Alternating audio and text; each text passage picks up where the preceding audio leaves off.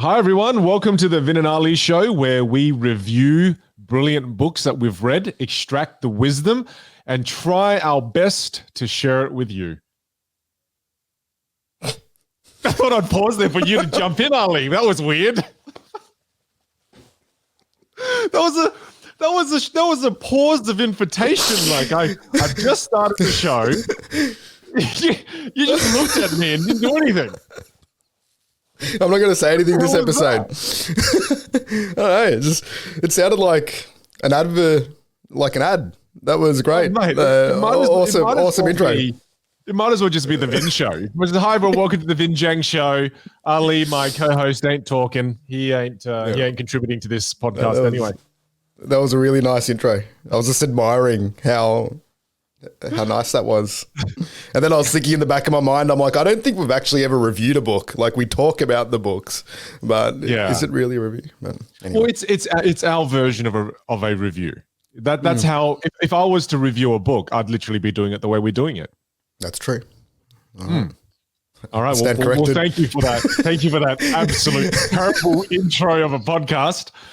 But you know what? You think like 30 odd episodes in would be a bit better at this? Well, I was looking at you and I paused and I thought, come on, mate, what are you doing? Usually you do a longer intro and then you talk about what sort of food it is and what dish this is. Well, look, you've ruined it. I'm gonna dive right into it now and say that. Well, look, the book we're reviewing is The 5 Love Languages by Gary Chapman. And I just have to start by saying that I wish I read this book when I was in high school and I was going through those first relationship experiences, because this book explained why so many of my relationships, I guess romantic relationships early on in my life, why they all broke down. You know, as I was reading, I went, oh, that's why XYZ hated me so much. Oh, that's why I hated ABC so much. Wow. And it was just such a fascinating book, because it's one of those books that's, you know, you and I, let's just be honest, we're quite average husbands at the best. And this book, I think, allows us to be a little less average. Very well summed up. See, I had a different experience because I didn't have multiple relationships. Chantel and I hooked up when I was 19. That was my first relationship. So in my head, perfection. Wait. Hang on. I did not know that was your first relationship and only relationship. First, and I'd say serious, relationship was Chantel, and we got married. So, didn't search through too many different menu items. It was like, all right, this, as you would go with your dish analogy, this dish is amazing and delicious. So let's keep it for 16 years and counting. That is the correct answer. In case Chantel's listening, you said the right word there. I'm sweating in this episode. Like, this episode this is your domain. I know you love this book. You love love. You love relationships. You love all of this stuff. And I know that, like, there's going to be multiple things that I say in this episode that I'm going to get in trouble for after. Right. So last night I told Pei when I'm about to review this book, and she goes, okay. What are you going to talk about? What are you going to say? I was like, oh man, I'm sweating too. So please don't think, oh, you love this, Vinh. It's going to be I'm sweting too. So we're both sweating on this one.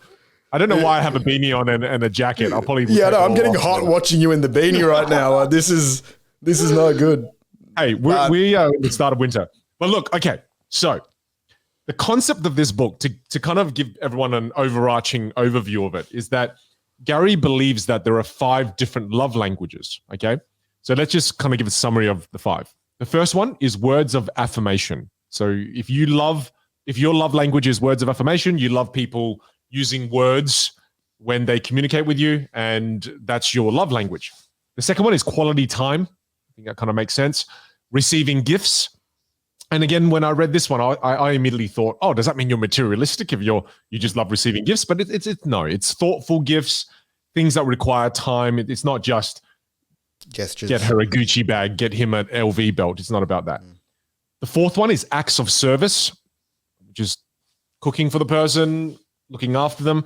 And the final one is physical touch, embracing, hug, sex, whatever it may be. So those are the 5 core things. And a really easy way I use to remember it is I remember the word wrap, WRAP, and then I also think of the letter Q wrapping around the word rap. That's how I remember the five love languages, because the Q's quality doesn't really fit the word rap, but just kind of think of the word rap and then think of a Q kind of wrapping it. I remember seeing that in somebody's notes and I went, well, that's fantastic. That's a great way to remember the 5 love languages. Yeah. So love that. There you go. All right. Great context. So and I think just the other one, just so that as we dig into it, that I love that, you know, if you look at the framework of the book, is he talks about the emotional tank a fair bit inside the book. So that, you know, like obviously we speak and we have these 5, well, going by Gary's sort of viewpoint, that there's 5 love languages that are primary love languages. Let's call him Gaza. Let's call him Gaza. Gaza's 5.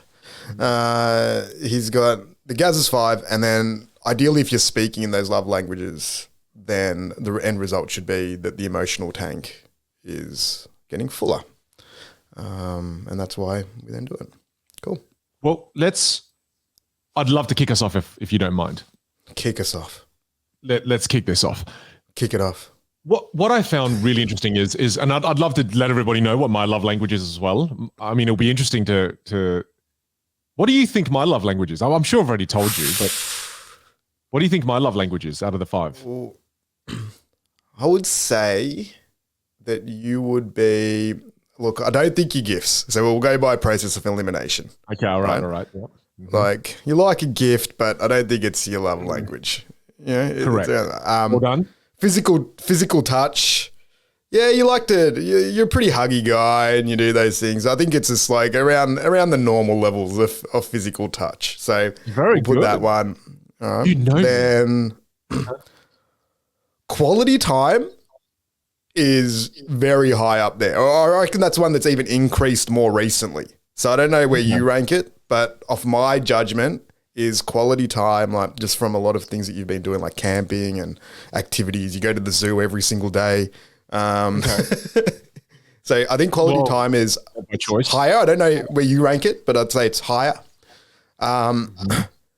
Acts of service. I know you really appreciate acts of service, especially from Pei Wen, like when she cooks for you and, you know, looks after Xander and all the amazing things that she does in your life. So I think that one is very, very high. And then words of affirmation. You love words of affirmation. Like that is putting it. It's true. Just a little tap of the back, just knowing that goes a long way. So, dude, it is the cheapest love language. I just want words. I don't even want gifts. I don't need that much time. I don't need you to do much for me. You are bang on. You're bang on. Yeah. So are you saying words of affirmation is my love language? Yeah, I'd say words of affirmation and then pretty close on quality time and acts of service. Okay. Well, correct. You are correct. Words of affirmation is my love language. And what I wanted to kick us off with is that whatever your love language is, you tend to speak to others in your own love language. So I'll give you an example. Pei Wen's love language, my wife, hers is acts of service. So, you know, she grew up in Asia, and I got to say that in the Asian culture, the majority of the time, the love language there, I think culturally the love language there is acts of service. You know, we you know, in Asian families, we don't say I love you. We do things for you as a symbol of love. So for her, it was acts of service, our entire relationship. And up until I became aware of this book and started to apply some of the lessons here, I've been using my love language, the love language that I want, on her. And as a result, connecting it to what you said before, her emotional tank wasn't full. Because I kept thinking, oh, well, she wants words of, surely everyone wants words of affirmation, because when I get words of affirmation, it's so amazing, right? And because of that, I think that is the first error that we all tend to make in any relationship in our lives, is that we don't speak other people's love language. We only speak one love language. It's kind of the equivalent of, you know, being multilingual or speaking only one language. You're quite limited if you only speak one language, especially when it comes to love languages. Well, it means Really- you only have really deep connections and nourishing connections with those who have the same love language as you. Yeah. And you don't, it's not like I know everyone that only values words of affirmation. Most of the people around me value quality time, acts of service. So it's different. I think it goes back to what you even teach in your communication stuff. It's like there's different keys that need to be played, and potentially with love and emotions, there's a greater variety. And you're right. I think most of us would default to speaking in the way that we like generating those feelings and love. So that makes sense. Cool. What about me? What do you think mine is? So we get those out, and then we should do Chantal and Pay When. Oh, I've already kind of gave away Pay When. Hers is acts of service. But okay, so you. What do you think her secondary is? So just as you finish off Pay When's, what do you think's next after acts of service? Gifts, I would say. I'd say her second is pretty close gifts. Because when I, and again, it's not extravagant gifts. It's when I put a lot of effort into writing her a card or taking Xander out to a florist and then picking a bunch of flowers that Xander actually picked and then filming it and then showing her, like, that's what she loves. Yeah, I know she loves it. And I've confused the primary to be gifts. So even though I've been giving more of her secondary, it wasn't quite as nourishing for her as compared to when I bathe Xander, or in the morning I wake up and I make her a cup of coffee and it's ready when she comes down. Those to her, bangers. Like I'm kicking goals there. Whereas when I say, "Hey, good morning. I hope you can have a good day," to her it's like, that is an absolute waste of time. Why do you bother with those words? So it's interesting. But to me, I'm like, oh, I love that. I love it when you wish me a good day. I'm gonna have a good one because you said have a good day. I'm gonna have one now. It's hilarious. And as we get into this episode, I think it's going to be funny as we showcase the contrasts of Pei Wen and Chantal and how like your whole life is communication. And the one thing that you can master has very limited impact in your own household. And it's similar for mine. Like all the stuff that I can do that I perceive that I have value in, generally speaking, Chantal doesn't have all that much of an interest in them. Like she does, but it's not the thing that's going to make her the happiest. But I mean, that's the example where we speak different languages. And what's beautiful about all of this, as we kind of pull this apart and dive into it, the beautiful thing is that you could speak different languages and still be in love. That's the cool thing, right? I mean, that's the cool thing. It's what this book is all about is how do you stay in love, fall in love with people who speak different languages to you? It's absolutely possible. Otherwise, how boring would it be if you only could speak one love language, only connect with one type of person, and then as a result, I don't know, it's not as flavorsome, Okay, so cool. Your love language. Let's go by elimination.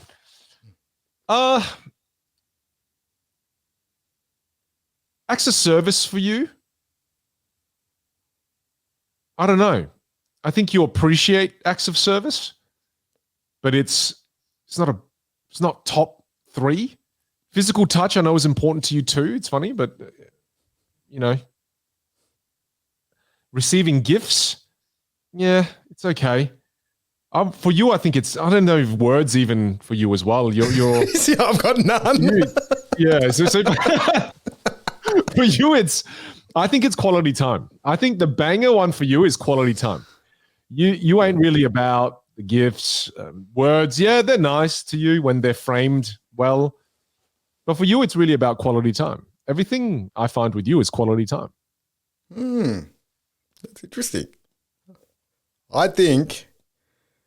So actually, there's an app where you can do a test on what your love language is. Right. So then I don't know you at all, and you're... You find out that you don't know me. I don't know my love language. I might not speak a love language. I might have multiple love languages. So I started off when I did the test thinking that it was really close between physical touch and words of affirmation. Really? So it's not quality time. What? And then quality time was third. Right. Whoa. So and then like gifts and acts of service were low, right? But then I was digging into it. So if I look at so many of my relationships, they actually have a very large component of acts of service. Like, I'm actually quite useless at most things. So my life is built around like lots of acts of service. But I don't think that's necessarily my love language though. Like, it's a core part of it. And then like physical touch, I found out it's more like the amplification. So when it's a real high quality like relationship, say like, you know, with or intimate relationship, Chantal, the kids, you know, then big fan of physical touch at that level. But then if I think about it, like with work colleagues and friends and stuff, like, yeah, you're not, you know, physical touch probably isn't all that appropriate. So it's not one of those things. And I was using the framework also in the book. It's like, if this person did the opposite of your love language, which ones would you dislike the most? And for me, it just came back to, I think words of affirmation probably became the strongest one. Like, I could sit there and have all the other boxes ticked, but if there were negative words, that would be a real game breaker. Whereas not having touch, not having a gift, not having an act of service, and not having quality time wouldn't be a game breaker. And I think that's where nearly the framework, it's a hard one when you really dig into it. It's got some contradictions and some complexities too, because can you have quality time with someone if they're giving you the opposite of words of affirmation? Right? Like if somebody's sitting there and they're like bagging you and making you feel terrible the whole time, but you're doing your favorite activity in the world, it would not be quality time. Right. You could like, again, and I think this is where words of affirmation to me just stood out nearly the fundamental love language. Like, I feel like most people have a pretty significant component of words of affirmation, or at least the opposite. Like, I don't think you can sit there in a negative words of affirmation dynamic and enjoy physical touch, gifts, quality time, and what's the other one? Well, which ones did you say already? Acts of service. Acts of service. You could probably still appreciate acts of service with negative words of affirmation because you could block it out. But it's nearly like words of affirmation, becomes the core love language. Like, that's just what I found. And I don't know if this is legit or not, but even if gifts are your primary love language, can you just solve that? Like, can you solve average quality time and no words of affirmation just with gifts and still have a quality relationship? I'm not sure. Well, I think based off the premises of this book is that, well, I mean, what Gaza says is that he goes, most people have a primary language, and that's the language they speak, and that's the one, like, well, not the one they speak, but the one they want to receive. That's what fills their emotional tank. So, I mean, he does make a fairly strong push that we all have a primary love language. I know that we want to say we've got a secondary and potentially a third kind of love language as well. But if we kind of try to focus looking at this from Gary's point of view, if he truly means it, and I mean, let's stress test it, right? If you could have no other love language, meaning you didn't get any gifts, you didn't get any acts of service done, no quality time, no physical touch, you only got words, would that sustain a relationship for you? I still go back to, I think you can't just have one. So, but if I was going to pick a primary out of those five, I'd still say it's words. Like both on the negative and the positive side, I think that negative words and positive words would still have the biggest impact out of all of those five. Well, I mean, for those that are listening right now, they may be thinking, how do I know what my love language is? And a really powerful way, which you kind of touched upon there just before, is that you can ask yourself 3 questions. And the first question you can ask yourself is, what do I do for others or fail to do that hurts me the most? Oh, sorry. What do others do or fail to do that hurts me the most? So think about what hurts you. So for you, you said words, when people use it in a negative way, it hurts you the most. So that kind of gave you an inkling that, it's words for you. So it's kind of looking at the pain meter, not just the pleasure meter, but the pain meter. Oh, but then quality time comes in, because I'm thinking about the opposite of quality time. Like a really boring and sad interaction. It's also quite painful. It's true. That's like, if we're going to get real brutal and dig into this, like a bad gift, perfect. I can deal with that any day of the week, right? It's like the an average act of service or job done. The gifts you give me. Can I just share with everyone when I was getting into camping and Ali knew that I really love camping, he decided to send me a gift. So I received this gift in the mail. And like at the start, I was like, wow, this is actually a really cool gift. It was a little box and it was marshmallows and it was biscuits and chocolates to make s'mores. But then when I opened the box, there was no chocolates, there was no marshmallows, and there were no s'mores. It was just, he bought me an empty box so I could carry my biscuits, marshmallows, and s'mores. And I was like, wow, I guess gifts are not my love language, because though this is bad, it doesn't hurt that much, right? I was like, well, that's how I discovered that gifts weren't my love language, because he tried to hurt me, but it didn't hurt. I was testing it. I was stress testing the relationship. Yeah, he really was. He was, just as an experimental thing through the podcast, he went, you know what, I'm going to send him a really shit gift and see if it really crushes his soul. And it didn't. And it really didn't. It just made me question our friendship. That's all. Yeah. And my ability to purchase gifts. Yeah, it was actually pretty bad. Yeah. Obviously, a language that I can't speak too well. Yeah. Sorry, you're in the middle of saying that you find that if someone spent lots of time with you and it was bad, that would actually hurt quite a bit. Yeah, that'll probably hurt more than bad words, I think. I don't know. Really? As we dig into these, got a pretty thick skin on bad words. Like, I can get words hurt me that. a lot, though.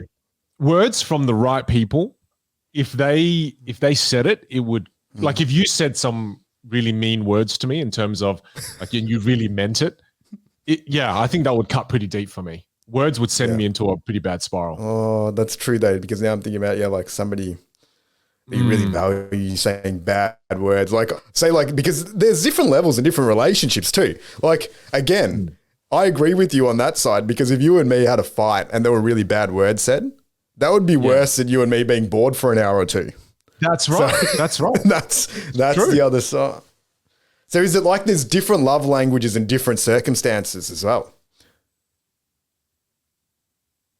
No, but I'm trying to champion for what Gary is saying here, in that there is one primary love language that we all have. I disagree with Gary. I think Gary has missed the mark a little bit. I think the fundamentals are still pretty good, but that's the bit, like, I think it's more relative to the circumstance. Like, because say, for example, I know I can love team members on such a deep level, but there's certain parts of those primary love languages that don't need to be met for that love to be high. Because say in a working relationship, at the end of the day, it's actually kind of more based around acts of service and gifts, like a lot of the time. That's the transactional nature of that type of relationship. It's reward based, it's encouragement based. I guess it's still got affirmation and it's still got quality time. So maybe not. And it's even got sometimes physical touch in a sense that there's teamwork, there's camaraderie, there's us going out, doing something together. We might be playing a game of tennis or basketball. There are ways to engage in quality time and physical touch in an appropriate manner, right? And so when I look back at it with our work, all those boxes are ticked for me, because we actually spend a lot of quality time while we're engaging in work. That's right. We don't really spend too much, call it downtime or average time, even in terms of the way that we operate. So, all right. So I think you're right. I think maybe it's words and quality. Look, by the end of this episode, I'll figure out my primary love language. Yeah. I'm leaning towards words, but I'm thinking quality time could be right up there. Well, look, I only got through the first question. The first question you ask yourself, the first question you ask yourself when you want to know what your love language is again, I'll just phrase it properly. Yeah. What do others do or fail to do that most hurts me? That's the first thing, right? The second question is, what do I most often ask of others? All right. And then the third one is, how do you often express love or appreciation to others? And I definitely, when I kind of answer these questions, if I was to share it, again, how do I often express love and appreciation to others? The way I do it is I send voice messages to people. If you notice in our friendship, I always send you voice messages, I guess, in the moments where I feel you may need it the most, right? And again, that's me using my love language on you, which again happens to be words of affirmation too, so it works. And maybe that's why our friendship kind of took off really quickly as well, is you and I had the same language. So without any kind of real conscious effort, we kind of clicked and things just went well for us quite quickly. You know, we were aligned in many other ways, entrepreneurially and life, etc. But having aligned love languages, I definitely think has been an accountable part to why our friendship has flourished the way it's flourished. I agree. Right. And so again, that's how I knew words were mine, because I answered that question going, that's how I show a lot of love and appreciation, always with a voice message. Even with clients, I do that. A voice message over email, over LinkedIn, etc. The second question was, what do I most often ask of others? That one was hard for me because I often don't ask for words of affirmation, but I want it. And I've had to learn how to ask it from the people who I love and I want it from, who don't actually give it to me. So I've had to learn how to ask for that. And then just to answer the question you answered as well is, what do I do for others? Or you know, what do others fail to do for me that hurts me the most, or do to me that hurts me the most? And I would say it's words as well. So it's just kind of hands down for me. That's how, and those three questions were very helpful. That's good. I think it helped me clarify, just you speaking then, that words is probably mine too. Because I think that's the way that I deliver it. You do it with voice messages. I probably do it with written texts more so. And yeah, it would be words. Like even if you look back at our cause, right? Like even what we do nowadays, like entrepreneurially and in the world of speaking, communication and all of those things. Like at the end of the day, fundamentally, our job is sort of building people up and trying to help them flourish, right? Like even with this podcast, so much of that's linked with our values around making people achieve potential, reach greater heights, you know, execute great work, make people feel good while they're doing it. So I think as you were saying that, it helped me clarify that I probably actually deliver it, receive it, going that way. It would be words of affirmation. Okay. Cool. Well, look, I mean, that's so powerful to actually know what your love language is, and then your partners as well. So let's talk about Chantel's. I mean, I know mine is words of affirmation. We've kind of cleared yours as words of affirmation. Or Pei Wen, her big one, my wife, hers is acts of service. What about Chantel? Yeah, hers would be words of affirmation too. Really? So, yeah, her primary's words. Oh, so you guys speak the same love language. Yeah. And then her secondary would be, it's probably acts of service, I'd say. Yeah. So right.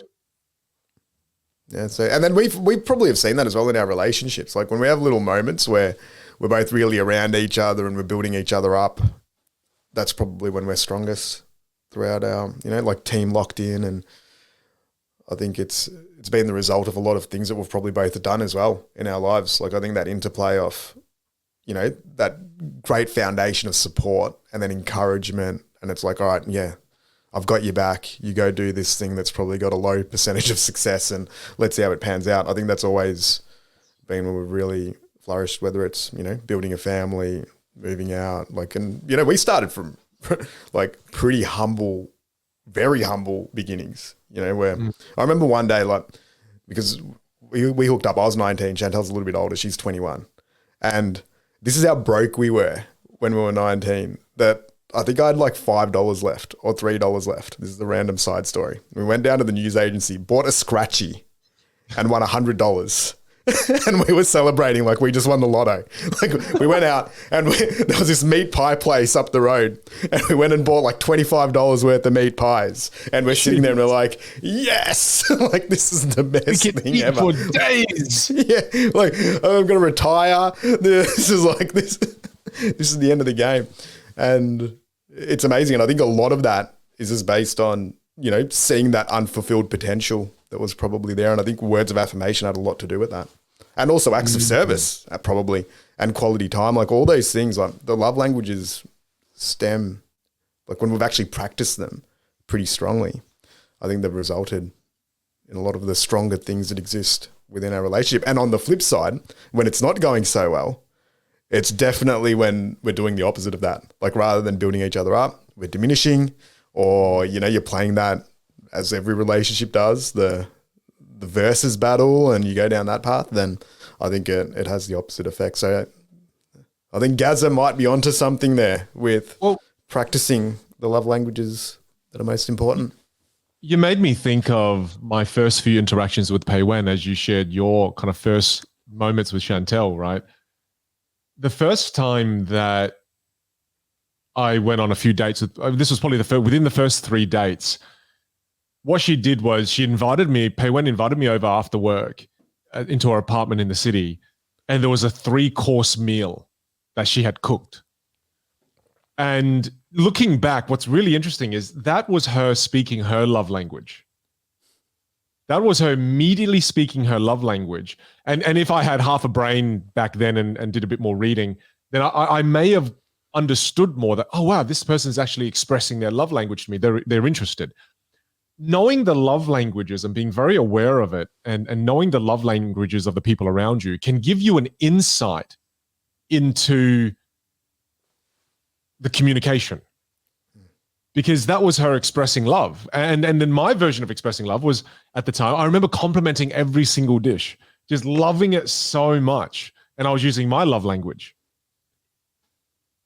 It's really interesting because we started our relationship, and for a long time in our relationship, up until we read this book, to be quite honest, we were speaking our own languages of love to each other, meaning we weren't necessarily clear and focused on filling each other's emotional tanks.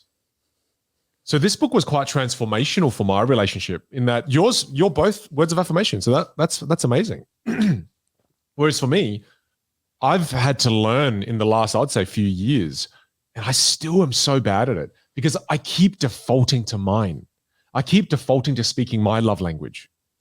Whereas I genuinely have to have reminders around the place to go, no, that's not your wife's love language. That's your love language. And it's so psychologically difficult, man, because we tend to think everyone is the same as us. You know? Everyone surely loves satay chalup, right? It's a dish from Malaysia. You never heard of it? Oh, wow. No. It's from Malacca. There's a dish where it's hot pot, right? However, the hot pot broth is satay sauce.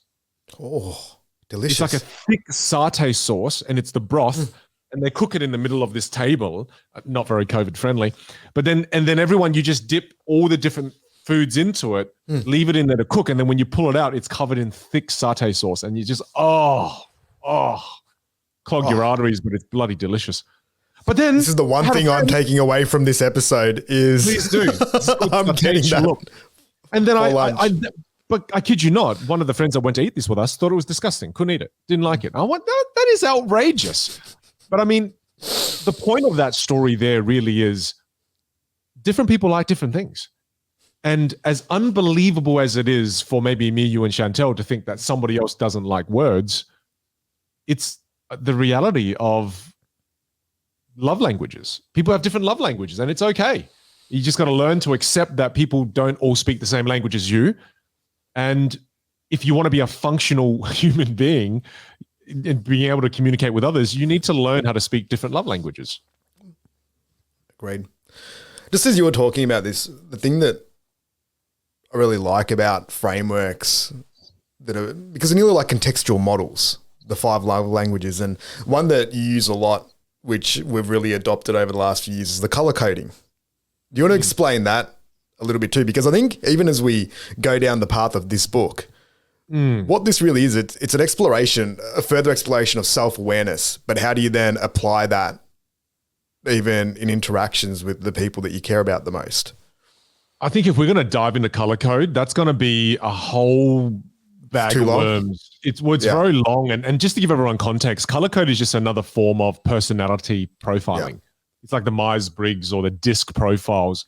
It's just another version of that. And what I will say on that, and then because I want us to stay focused on love languages in this episode, is that with the personality profiles, it helps you understand the way in which you can communicate, the way in which you should communicate to others, the way others like to receive information. Whereas I think love languages, I think talking about those two together could create a lot of confusion. It's a bit confusing. No, I think that's a good point. So maybe if people want to Google color code or personality tests, and we might do an episode on that down the track. But I think it's interesting just combining different forms of these frameworks to paint a more holistic picture around, all right, now I understand a little bit more about myself. I understand a little bit more about the other person that I'm interacting with. And then how can I utilize that information to get the most effective outcome? Yeah. Look, I think we should focus on love languages for this one, and then potentially do one specifically for color code, and then combine it, because it's one of those things where if you immediately combine it now, I think it will cause a lot of confusion. Yeah. Good call. I think I nearly extended this episode by 2 hours unnecessarily and would have made it 4 times more confusing. So well done. Hey, that's why I'm here. Yeah. Keep things simple. Good. Well, one of the most interesting exercises that this book told us to do is just make a list of daily habits as you're trying to improve your understanding of love languages. And again, 3 things. I love his list of 3s. The first thing he goes is just ask, first of all, your partner, and generally this is probably most applicable with your partner or a close friend, is you ask them, how loved and appreciated do they feel from 0 to 10? So you can get a bit of a gauge on what their emotional tank is at. Because if you create a very safe environment and they're vulnerable and you're vulnerable and they go, hey, actually, I'm feeling like maybe it's about a 4 or 5, it could shock you, because you could be using your love language on them. And because you use your love language on them, in your mind, you're thinking, surely they're at a 9. Surely they're feeling very loved. But that's such a powerful question, because it gives you this nice, this is if you can create a safe environment for them to tell the truth. But if you can do that, far out, that's great self-awareness in understanding, are you meeting the emotional needs of those around you? So I love that question. How loved and appreciated do you feel from 0 to 10? The second thing is ask for a list of ways where you can make them feel more loved and appreciated. And that's when I realized that for Pei Wen, asking her that question, she said, I would love it if some mornings you would make me a coffee before I even come down. And I went, what? That fills the emotional cup. She goes, yeah, that would mean the world to me. And it was almost like you were speaking Egyptian to me. I couldn't understand it. But the way in which she said it, I went, wow, okay, I could tell that really means a lot to you. All right, I'll do it.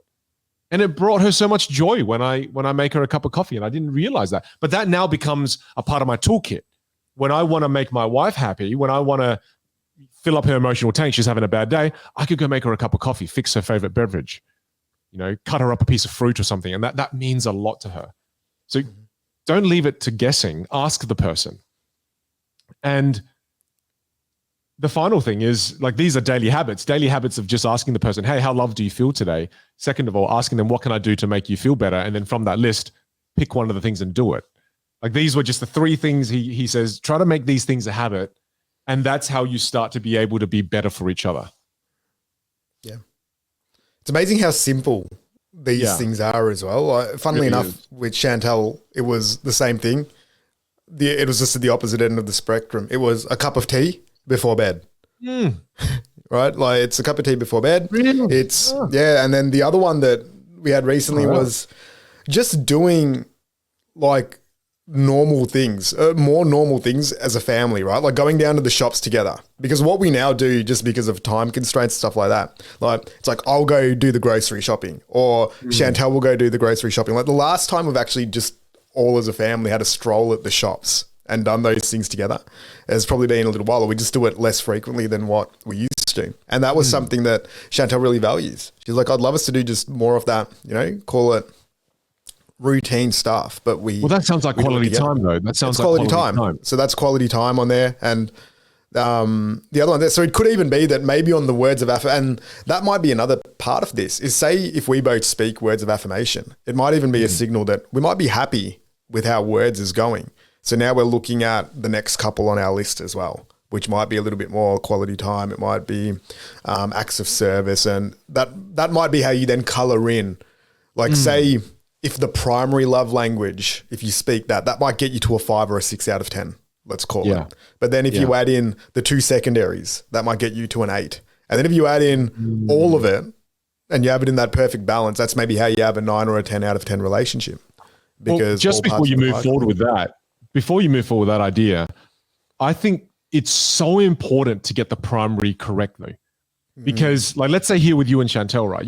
What you just mentioned, one of it was acts of service, which was bringing her the tea. The second thing was quality time. You said initially at the beginning of this that her main primary is words of affirmation. Yep.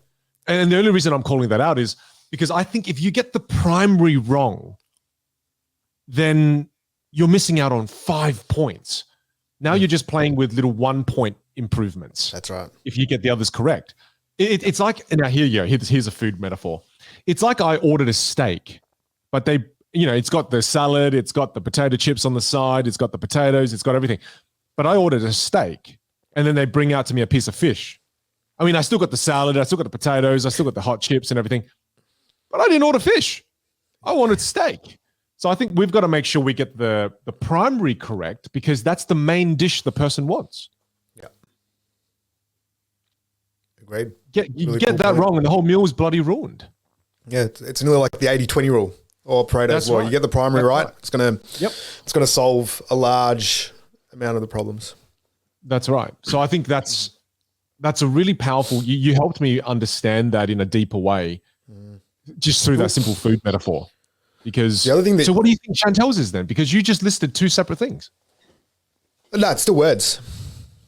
Like, words is still the main one, but that wasn't one that had an emptier bucket when we were having the recent conversations. Right. Like, the words is actually pretty good at the moment.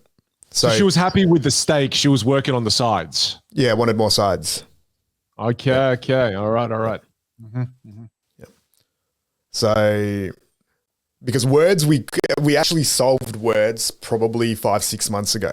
Because what we realized that we were doing a little while back is that we weren't really doing words, and we were doing the opposite of that. Like, rather than building each other up, we nearly got into the habit of, it was nearly a diminishing type of interaction. It just happened organically. And then we sort of looked at that, made that correction where it's like, all right, well, there's no benefit in us going down this path. And then we both realized, I think, just organically. I think that's the other thing, when there's two sides. As when you were speaking about how you were speaking potentially the incorrect love language to Pei Wen, what I realized is when you do have the same primary love language, the danger of when you nearly like subconsciously or consciously decide that you're going to stop speaking that language to that person. Oh, wow. I didn't even think about using it as an attack tool. Bloody hell. Yeah, but it's maybe not even an attack tool. Like, I think it just is one of those things that just happens, like. Well, when you're angry, sorry, I didn't mean you were attacking. Well, it's not even angry, but it could even be that I want that language spoken to me, and then so how am I going to go and speak that language when I'm not getting any of that language? And then I think that just keeps reciprocating, and it can be a little bit of a downward spiral if it's not corrected or picked up on. And I think that would be probably a pretty common thing in a lot of relationships. Like, a lot of the times we probably, like, even when you look at the stuff that is in this book, right?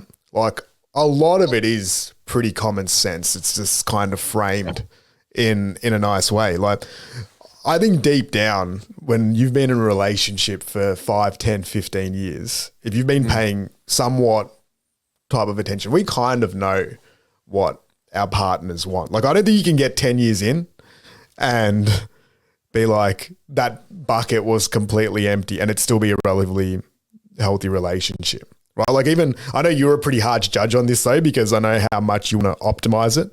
But if you think about it, there's probably clues that exist there where you were ticking a lot of those primary love language boxes, and clues where you weren't. But I served them as sides. You served them as sides. Do you think that was fully though? Like, yes, 100%. Do you think yeah, okay. 100%. Yeah. Like, Pei Wen still got acts of service, but it was the coleslaw on the side. Yeah. I would very occasionally do it. Whereas what she wanted that as her main, and then words of affirmation can be a side. Right. Yep. So I have no idea how powerful that framing is for me, because the framing of the food dishes helps me understand it a lot more, is that it doesn't mean we neglect the secondary or the multiple secondaries. It just means that where are you putting all your time and energy? What's the focus here? What's the main thing on this plate? Yeah.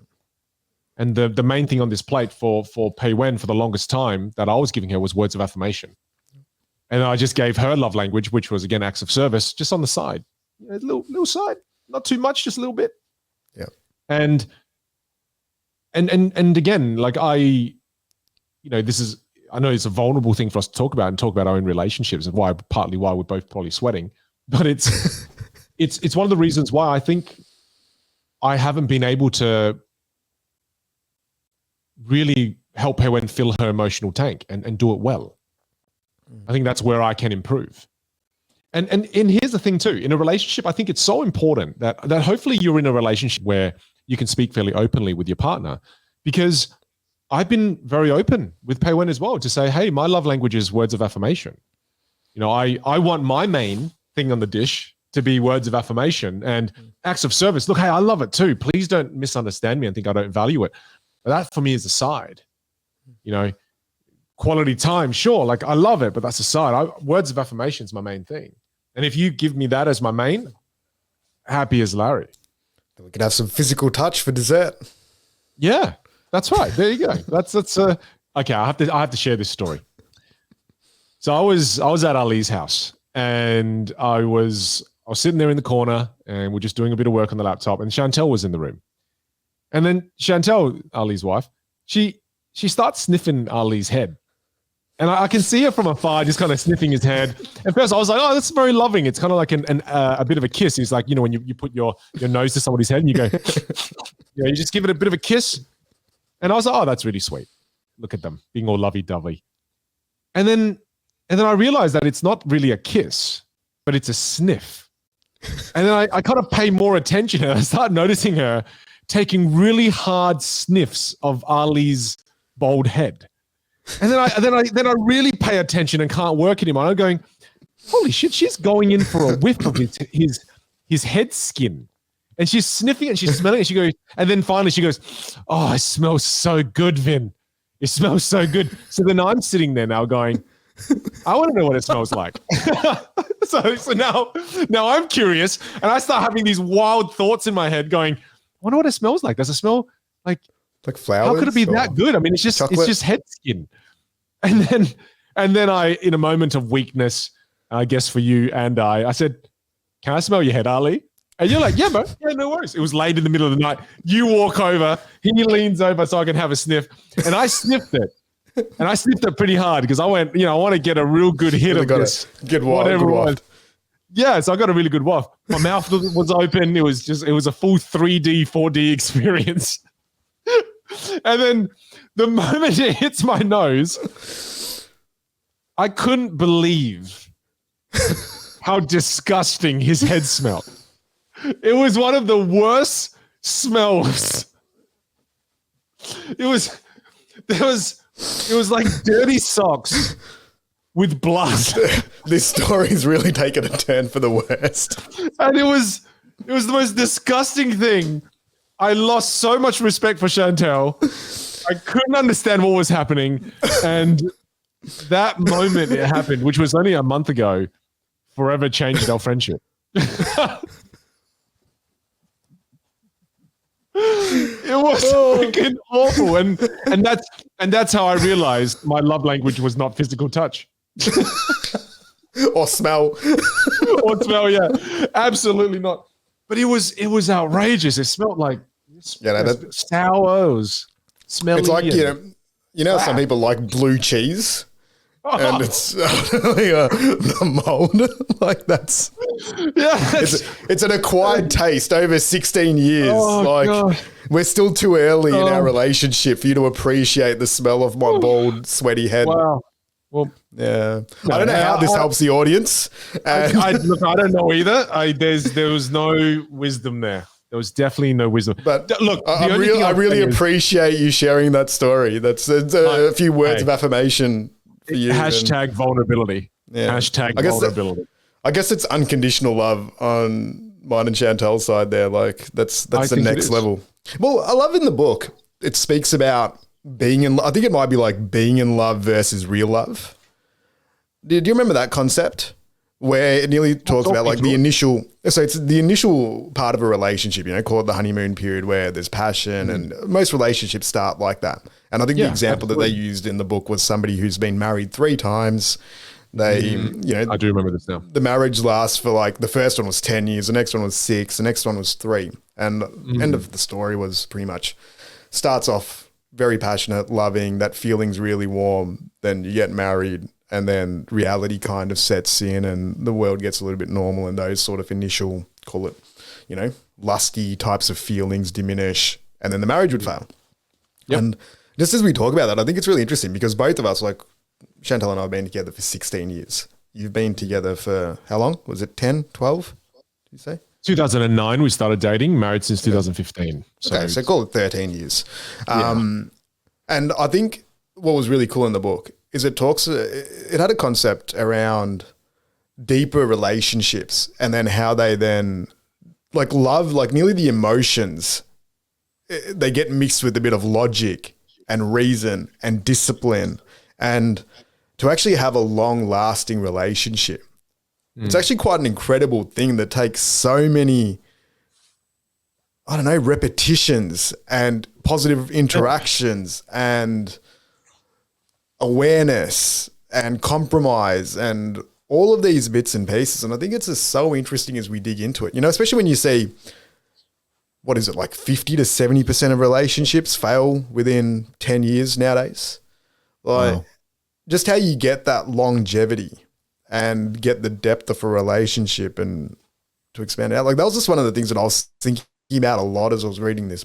And funnily enough, just randomly on the side, Chantel and I, we went out for lunch the other day. We were up sort of on the Mornington Peninsula and we're having a laugh and we're talking about, like, I essentially told her, I'm like, if we met today and this was still on the table, I would still be like, I would cherish you so much. I'd be like, this is amazing that I was able to find somebody like you that we could hook up. But I'm like, it's so interesting how after we've been together for 16 years, how that can get forgotten at times. And, and it was just nearly that reminder of, well, imagine if this was a situation you'd never seen each other before and we saw each other today.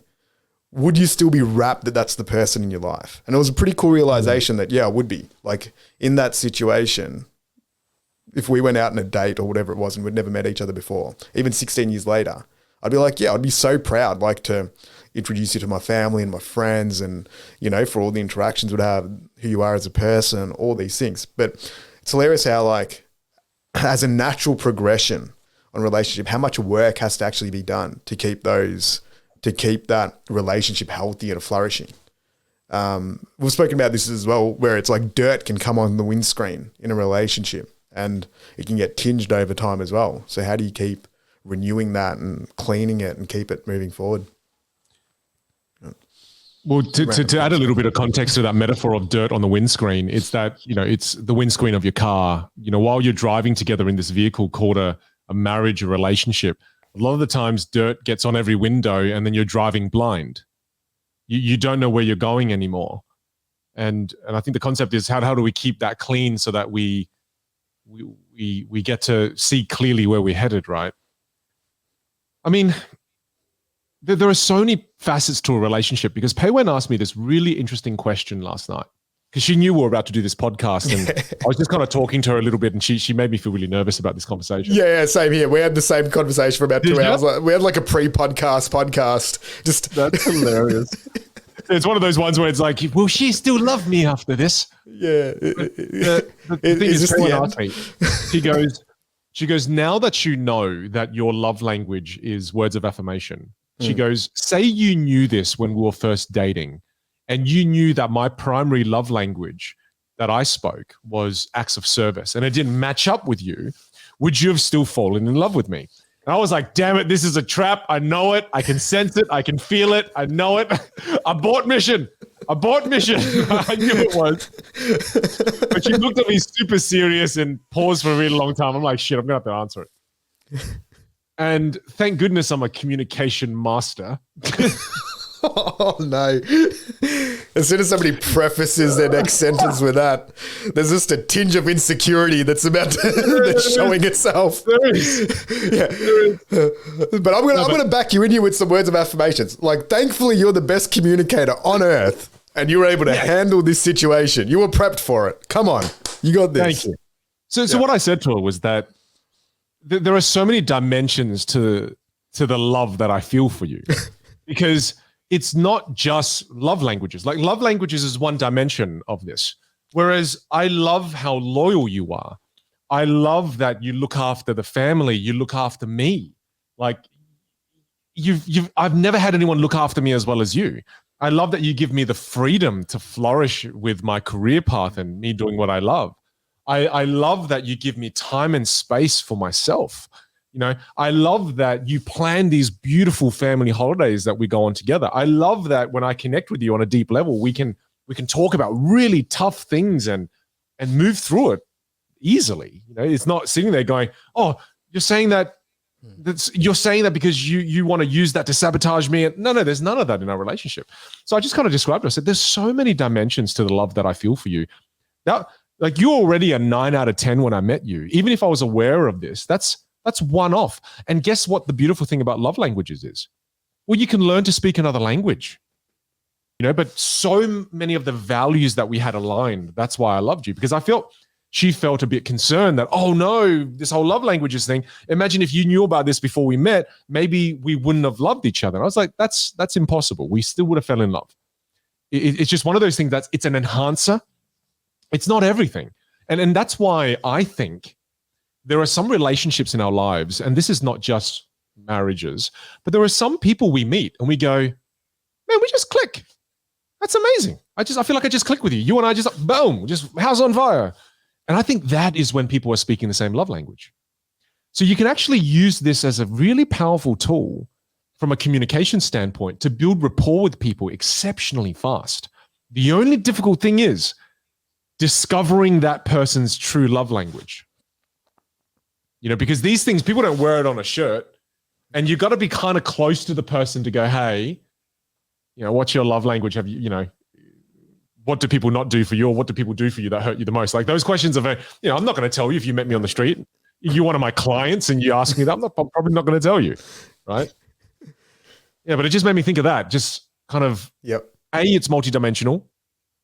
This is a part of it. And B, damn, it's a powerful tool if you could identify what the other person's love language is. And again, the interesting thing, just when you were speaking right there with those 5 things that you listed, they're all acts of service and like a bit of quality time. Yeah. Right. So maybe there's that notion that there's 2 sides to this. Like, a lot of the times maybe we're looking for others in our life to complement some of the love languages that aren't our primaries so that those boxes get filled. Like, even if I get back to, I think, marriages, call it there. Like, that type of relationship feels like it's fundamentally based. At its core, a lot of that is based around acts of service. Both ways. Like, even if you look at it traditionally over the years, right? Like that, it was a contract, death do you part, for acts of service, unconditional, in sickness and health. I will be there to wipe your butt no matter what happens, both ways. You know, we're going to buy a house together. We're going to get into debt. Raise the kids. Like, there's such a big foundation of that contract based around acts of service. And then hopefully we'll go on some holidays. We'll spend time with our friends and family. We'll have some really nice experiences. Then it feels like it's quality time. And if that works well, I'm going to make you feel really good. I'm going to say some nice things to you because we've done all of these things and they're all ticked off. And we should do some physical touch as well because it's going to help us, you know, procreate.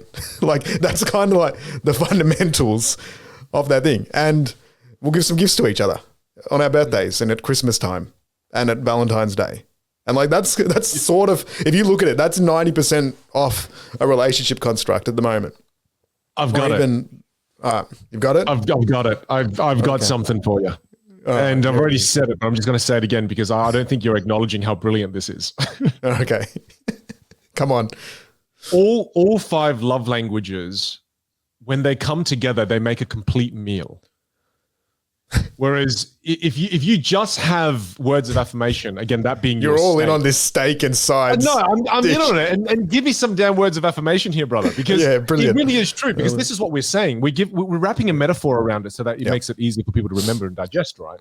Because sure, I like, dude, I love a steak, but if you give me a steak and then you add some hot potato chips on the side, you give me some Polish pickles, add a little bit of mustard, add a little bit of horseradish on the side for me, and give me some like nice salad to go with this. Man, that is a complete bang on meal. Whereas if I have a steak and I don't have any of those other things, I'm still satiated. I'm still feeling good, but I ain't like just like, this is the best meal ever. So I think from starting our podcast thinking that everyone's got one primary love language and we're trying to navigate the way we were going to look at this whole concept of love languages, I think this is the best way to look at it. The most complete and nutritious meal you can have includes all five, one of them being a main, but the others need to also be side dishes that are also present on the table. Yep. Agreed. There you go. And some are more, and I would even go to the fact that like your tastes can change. Some are going to be more fundamental at certain times than others. Different people are going to tick different boxes as well. And then that's how you get the whole thing colored in. So I'll go back to, I like high level stuff, right? So I go back to the emotional tank. Mm-hmm. For me, it feels like in an ideal world, if you can design people around you or you're in a network or you're in a circle and your family and your friends that give you the best chance at a full emotional tank, you probably need a variety of those love languages ticked off by different people. And the other thing is that different people will be able to tick different boxes for you too. Right? Like if you want a really good gift, you're not going to get it from me. Absolutely that's somebody else. That's a great gift. Hey, I did buy a PS5. I think that one's pretty epic. Come on. I'm putting that out there. When you could not find one anywhere in the world, was found. Yeah. Sorry. That was pretty good. Yeah. It's all right. He did give me a PS5. I will not wear this. And the other day you forgot my birthday. So that is, so I want everyone to know that Vin here, as he sits there and proclaims that he's one of the best communicators on the world, I'm calling this guy out on national podcast TV. Can I show you something? I'm going to show you, those of you who can't see the camera, I just need to show you all something. Because I felt so bad that I missed your birthday that I put it in my diary and now it's repeated every single year. Because Pei Wen calls me, my wife calls me and she goes, oh yeah, what did you get Ali for his birthday? I was like, oh, when is it? She was like, yeah, it was yesterday. I was like, oh no, one of my best friends had a birthday and I totally forgot. So see, it's in my diary. That's it. Hey, the damage is already done, bro. It doesn't matter now, future years. I know you've got it automated as well, so it means even less. Like, I don't even want a birthday message next year. Like, this is done. Gifts is zero. It's zero on gifts and acknowledgement of special occasions. But I always send you words of affirmation in form of a voice message. So I will be fair as well. Some of the gestures and the gifts that you've actually given would be in the top 5 or 10 that I've ever received. So I will be fair to him here of all time. So I'll be very, very fair here that he's got multiple free passes. Chantel's the first birthday that Chantel and I spent together. I slept, we had a pretty late night the night before we went out and all of that. Got home at about 5, 6 a.m. in the morning. I woke up at 3 p.m. and missed nearly her entire birthday. To the point where, I was so asleep, she left. And then I had to, I'm like, oh, no. When you wake up and you're like, oh, no, but I just missed, a big exam or, something really important here. And I'm like, oh, no. And then had to sort of fix all of that. So it's all right. You can still love someone dearly and miss some special occasions and miss the gift. It's all right. Let me tell you, because this is, I'm just owning up to this one myself. I missed Pei Wen's first Mother's Day. Yeah. Let that one sink in, mate. You and your birthday, who cares about that? You turned 36? Whoop-de freaking do, Ali. Congratulations. Such an irrelevant age to turn as well. Like 36 is so unmemorable. It's like 36, 37, 38, 39, like pointless birthdays that have zero meaning. I miss my wife's first Mother's Day, mate. And to the point where one of my close cousins, calling him out as well, he missed his wife's first Mother's Day. You know what the first thing she said to him was? That's how I know you and Vinh are cousins. Oh. So not only have I missed this, but it's common knowledge amongst my circle to the point where it's genetic. It's a problem. It's not problem. Like it's there's actually an issue here. I don't know what it is. It's fine. You can't. Yeah. No, but that makes sense. But I don't think any of that made any sense. However, I was helping move us on to the next point. Yeah, move on to the next point. You just made me dig my own grave. So thanks for that, Ali. Everyone's going to listen to this and go, "Why did you tell the world that? Why did you?" I know, I'm sweating. I'm sweating too. Oh, jeez. Well, look, I had to think about these love languages. My love language being words of affirmation. You mentioned before that some people are good at love languages that you want. Some people can do the love languages that you want, but it doesn't mean as much. So I'll give you an example. Mine's words of affirmation. When I I just did a conference over the weekend where I spoke to 4,000 people, right? Now, when I got off stage, hundreds of people. You can name drop Matthew McConaughey as well. It's fine. Yeah. Matthew McConaughey was also at this conference, and Seth Godin and Mel Robbins, and a guy named Vinh Giang that nobody knew. And you had some good supporting acts to the main show. Yeah. Thank you, Ali. The faith you have in me is outrageous. Just a few more words. Just getting that word tank. Feeling that emotional tank. Yep. But then when I got off stage, I kid you not, hundreds of people came up to give me some beautiful words of affirmation. Now, those words, sure, they were amazing. They made me feel good. However, hearing something from Pei Wen trumps hundreds of those people saying things to me, right? So there is definitely something to be said about getting your love language from people that actually matter to you. Because there is that. Because I was thinking about that last night. I thought, maybe that's why I'm so drawn to this speaking career as well. Because this speaking career is the ultimate form of getting words of affirmation. Because every time you get off stage and you're a performer and you get off stage, the first thing you get is words of affirmation. And it kind of gave me clarity that I wondered if your love language can give you some kind of insight into maybe even the career path that you should take. Right? That's kind of looking at it from a completely different point of view.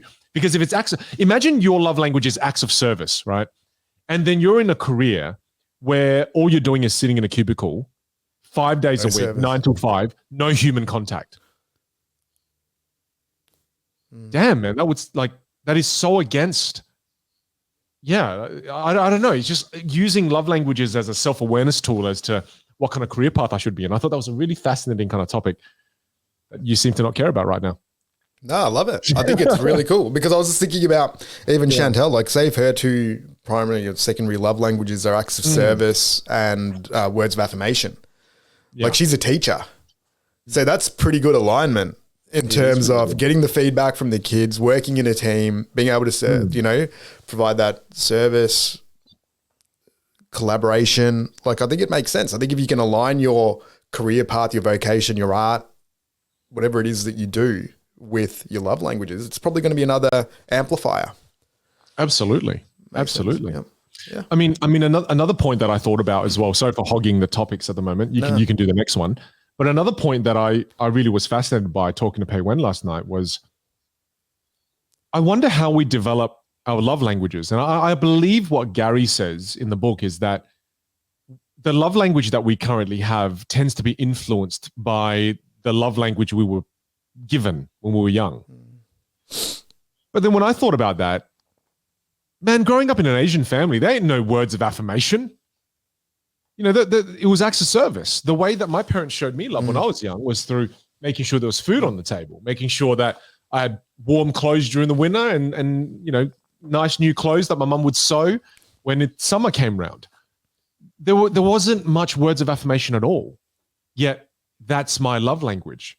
So it just made me think, it's interesting, the author kind of feels that it's developed as a result of whatever was given to us. And yeah, I felt differently about that. I felt, yeah, for me, it was the lack of that made me probably want it more, or maybe innately I was born wanting it. I don't know. Yeah, that's cool.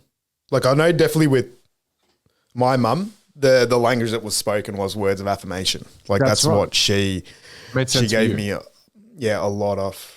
Then probably the secondary would have been acts of service. You know, she did so much for me on that side. So then I'm like, all right, so they're probably two that existed as again. And then quality time, I guess, as well was probably pretty big. But yeah, it's interesting to see how it evolves from what you receive as a child to then what you then also want as an adult. So it's a really cool concept. So like to analysis. Yeah, and I wonder, I didn't know if you had any thoughts on it. It's that what determines our love language? It's probably a mixture of like the whole thing, nature and nurture, right? It's you're born with a certain love language that you clearly want innately, and then nurture also comes into play as well. Yep. So nature and nurture, I guess. Yeah. Okay. Here's another thought. Do you think it changes over time? Or is it pretty fixed? Yes, that's a good one. For me, it's been fairly consistent all through my life. Still is. I mean, I think the reason I got into magic, I mean, this gave me insight. The reason I got into a career path where it's literally hey, look at me, I'm amazing. Say nice stuff, say wow. That I got into that because that's how I got my love language. Because when I got into that, people would say really nice things about me, made me feel really good. And I got obsessed over it. Not because of the magic. I got obsessed over it because the nice things people were saying about me when I did the magic. So I was actually doing things for my love language. I was actively seeking it out. And it hasn't changed really for me. What about you? I'm going back to questioning again whether words of affirmation's mine, because when I look at you, I know that you genuinely do love words of affirmation from people that give it, like that you value, and they give it to you, right? And your career makes sense as well. Whereas I actually think it makes me feel uncomfortable. Like I'm not that good. Yeah, like if I actually now think about it more and more, like I think I really like it, but I don't really embrace it. Like that's not something that I go after or try to put myself in a position to get. It's like I nearly want it as a foundational thing. But when I actually get a compliment, and I remember you kind of saying this, you know, like when you were probably the first person that taught me how to even receive a compliment, where it's like, you know, you can't just sort of catch it and then throw it away. You need to actually grab it and acknowledge it and embrace it a little bit. Because when someone used to give Ali a compliment, he'd kind of grab it and throw it in the bin. There's this gesturing of, oh, no. He kind of, you know, takes your gesture and throws it in the trash and tramples on it. Yeah. Whereas I said, grab the compliment and just put it in your heart. Yeah. Well, you can catch them. Yeah, they're not hot fire like hot coals where it's like, whoop, shit. In the bin. So that just got me thinking a little bit more about it. I don't know, man. This is a confusing. You're questioning who you are right now. Well, I'm not questioning who I am. I'm questioning the love languages more so. Yeah, it's true. And what language I speak or want to be spoken to in, I think, is the interesting one. But I just really do feel like it's such a mixture of them. And I think the primaries can change. I think I do like your steak analogy. You think the primaries can change? Yeah. No. I think there's such a nature part of this that no matter who you are or who you become, there are some things about us that never change. But right? I just feel like words of affirmation is just foundational nearly to everyone. Yeah, I mean, I get it logically. Like I literally don't know anyone in the world that wouldn't like nice words of affirmation. Like you think about it, even when we were a kid, like what are we looking for? We're looking for praise of our family, of our peers. Like it's like that whole saying, right? Like everything that we do is out of fear or love. You know, nearly every action. I can tell you that there's people as well that if all you gave them were words and it was the main dish, they'd get frustrated. That's right. Like, and then like if you gave them 90% words and then you gave them 2% quality time, 2% acts of service, they're going to go, man, look, stop talking and start doing more. And I've got examples of people like that in my life where they actually don't like compliments. Right, where what they want is going, yeah, man, I really appreciate you always saying that, but if you don't mind, it would be really helpful if you did this for me, right? Okay, here's a question then, right? Okay. Say if you really strongly believe that words of affirmation is your strongest one, right? Mm-hmm. Pay when from tomorrow onwards, 90% of everything in your life is just words of affirmation. Like all she's doing is saying how amazing, like just very appreciative, grateful for everything that you do. Mm-hmm. 0 acts of service. So no more looking after Xander. No more cooking. No more any of those things. And no activities. So no camping. No going and doing nice things. But you get full bucket of acts of service. No. Is that fulfilling enough to keep you going? If it's just pats on the back all the time. Stop talking down on my love language. Hey, it's mine too, I think. Hey, I think it's mine as well. But I want to stress test this shit. Like, we're putting it out here. Let's stress test it. You can't say it's a pat on the back. That's not fair. Hugs. That's like but just say like, like let's assume it's the purest version of words of affirmation, but none of the other stuff. You'd make a good lawyer. Amber Heard needed your help on that trial. I would say you're right. I wouldn't be fulfilled if all I got were just words. I'd kind of go, well, can we do a little bit of camping? Can you please just cook that thing you do once a week instead of 4 times a week, please? You're right. Look, I understand. I guess all I'm saying is that I'm not sure if, for me, this is me very personally, I don't know if it will change. I think I'd still like it as, I'd like it as, I think 90% is too much. I think I'd like 50% of my plate to be words of affirmation. Mm-hmm. And I'd like an even distribution of the other ones to be the other ones, 12.5% of the other ones each, right? I think that to me that's wonderful. So, yeah. Whereas if you took it to the extreme, then nah. So too much love language of any love language could be bad as well. Because I think that's a potential mistake people could make, right? Like you could nearly go all in and then you just stop working. You stop doing any of the other stuff, but all you're doing is acts of services for PayWen for the next 6 months, right? So you go all in on that. Do you think that results in a better relationship? If I just focused on one love language. Yeah, just on one. Because I think that could be the danger here, where if people take primary too heavy, I really like your breakdown. It's like maybe the primary is 50%, but then you also need to have if you're going to action this, and we always go back to actionable and practical applications, because there's some cool tips in this book too, where it says make lists of what the other person wants in each of the different love languages, log Stick it the up plan. In the bathroom mirror. Put it on the bathroom mirror, make nearly a journaling kind of tool of, all right, how many, if acts of service is their language, how many acts of service did I do? If words of affirmation is their language, how many words of affirmations did I do today? And then practicing that for a 3 to 6 month period. Because I think that's also a really cool thing for us to sort of jam into a little bit, is what's that ideal breakdown? And maybe you might have just really hit on that before, where it's 50% of the primary, if you can figure out the primary, and then it's an even distribution of the rest. And then if you are going to then take this into practice, it's breaking those down. So for every 4 words of affirmation, if that's their language, then you have 1 gift, 1 act of service, 1 part quality time.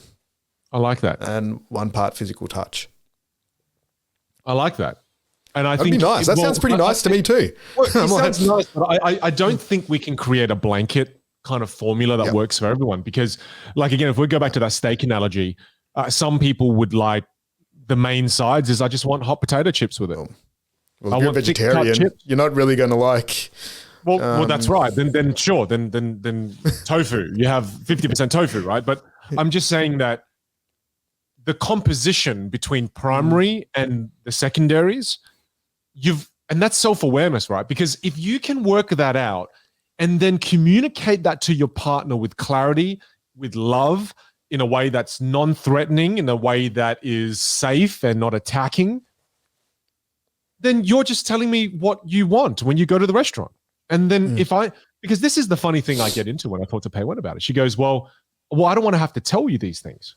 And then to me, but that's how I learn. That's how I'll know.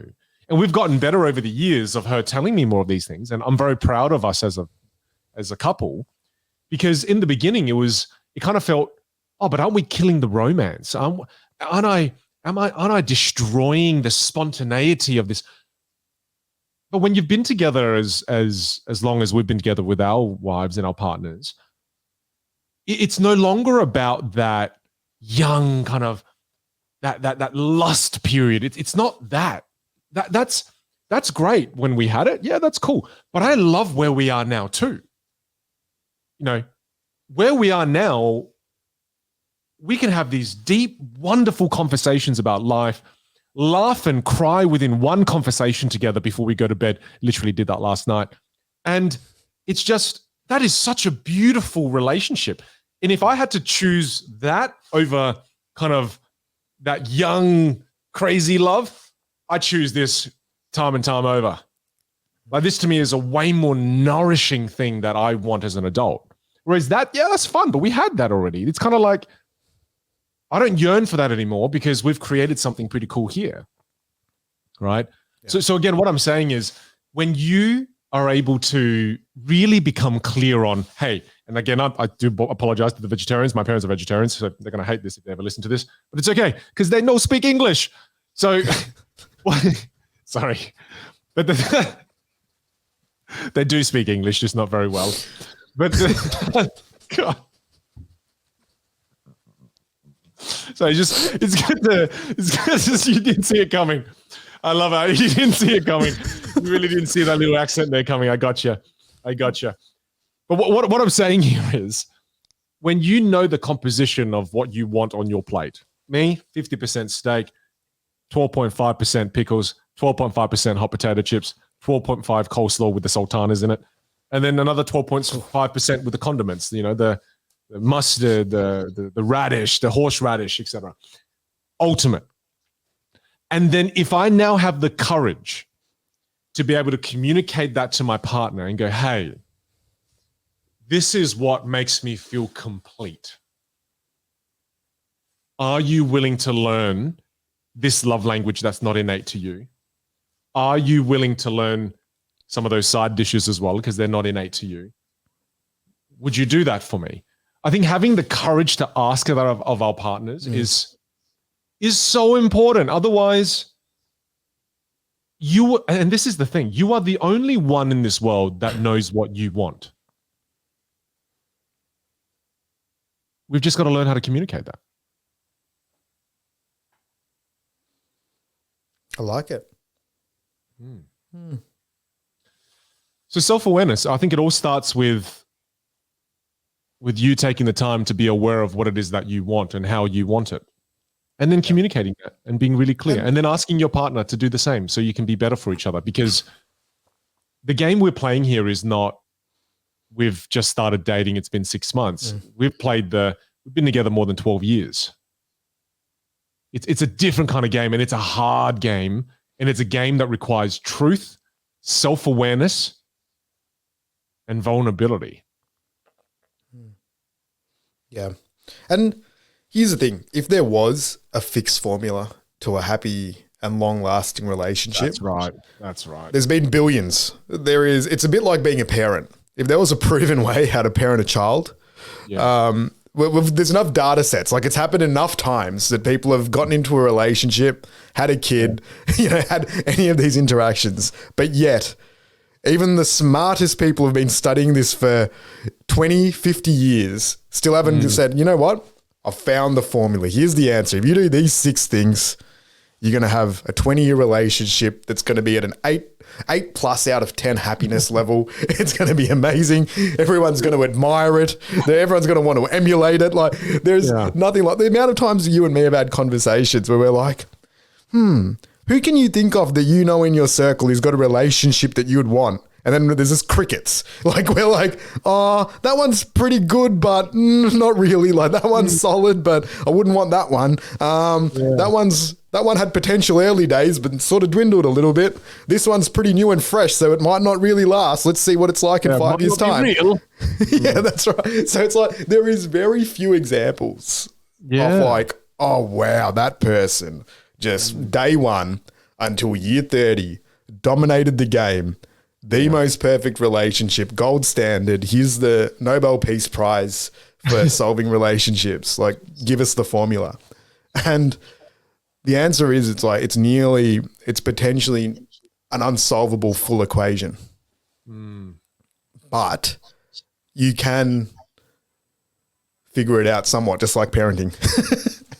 Well, I mean, that's what I was saying to Pei Wen last night when we were talking about it. I said to her, the fact that we're talking about these things and that we bring them up and we turn them into topics of conversation and we're trying to be better for each other, it's not about playing the game perfectly.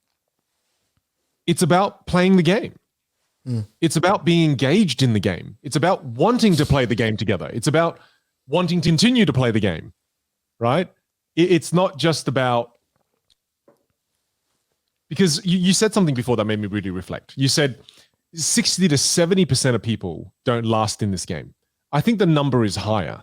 I think there are a lot of people who stay in relationships and then just suffer, because the end mark of this game is when someone gets a divorce, right? Once they get a divorce, that's how we kind of go, yep, that game didn't work and you've failed at the game. You're no longer playing that game together. But I reckon there are maybe 50% of people divorce. I think that's the number. I didn't look it up. But I would say that there is another massive percentage of people who stay together, don't read books like The 5 Love Languages, don't have open, transparent, honest, and vulnerable conversations about, hey, you're not meeting my emotional tank needs. I know I'm not meeting yours. Let's sort this stuff out. Many people are running on an empty tank for the last 5 years and now have become extremely bitter, extremely resentful. And you can't turn back from that. And to add in a little more, I guess, reality to these situations is I've seen a lot of these where the only reason they're together is because of guilt. The children, they can't leave because financially they're not in a position to be able to exist separately. And then it becomes an extremely toxic relationship and it just gets worse and worse and worse and worse until at some point they can't handle it anymore.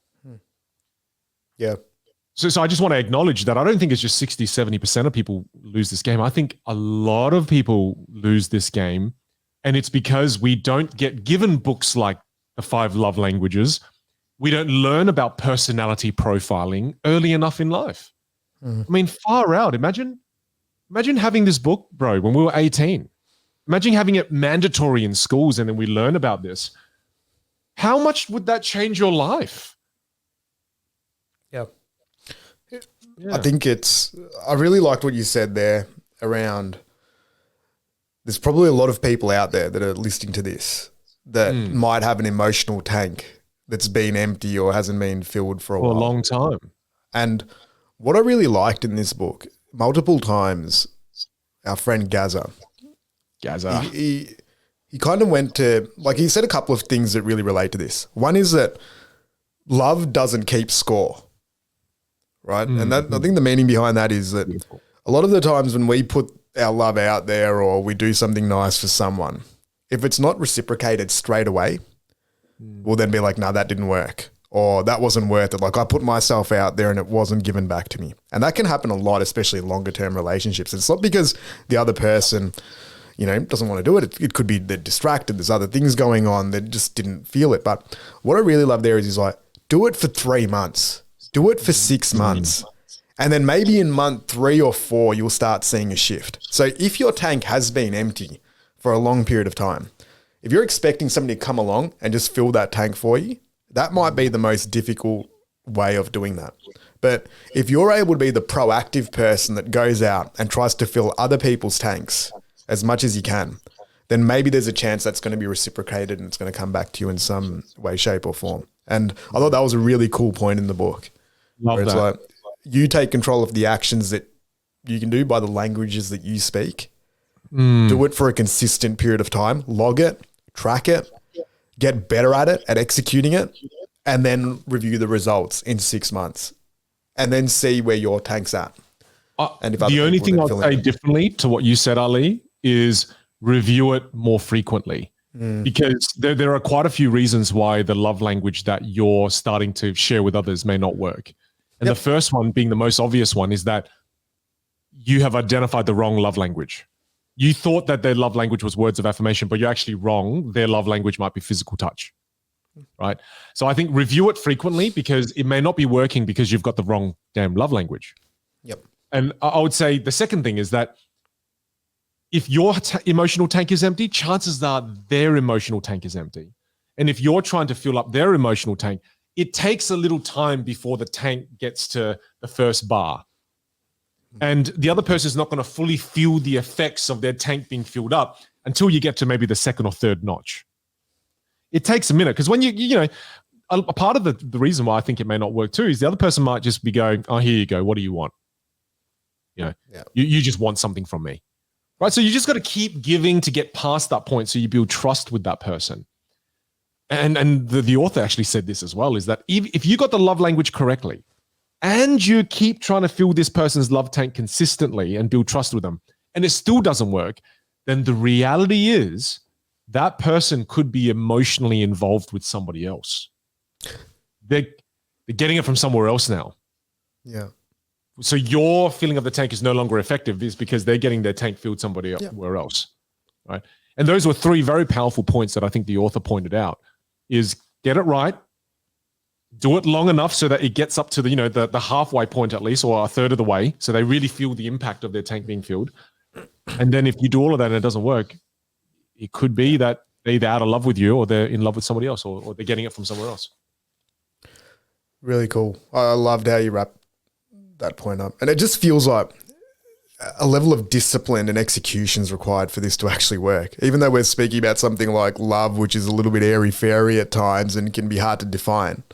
I think a lot of this is actually around execution and commitment, because that 6 month period, it's a bit like going to the gym, right? Like you can go twice and lift weights and be like, hey, am I buff? Why not buff yet? Like I went for 2 hours. Like this should have worked already. Where are the results? And I think with things like this, where you're doing a transformation and you're doing something that's a little bit more difficult, that requires more repetitions, that 6 month period as a test or an experiment is what it's all about. And even with this, when you were saying that how good it would have been if we read this book when we were 18 or 19, I think that would have been amazing for the foundational knowledge of this. And we know this stuff. Like we've read this book before. Yeah. Practicing it is a whole different ballgame.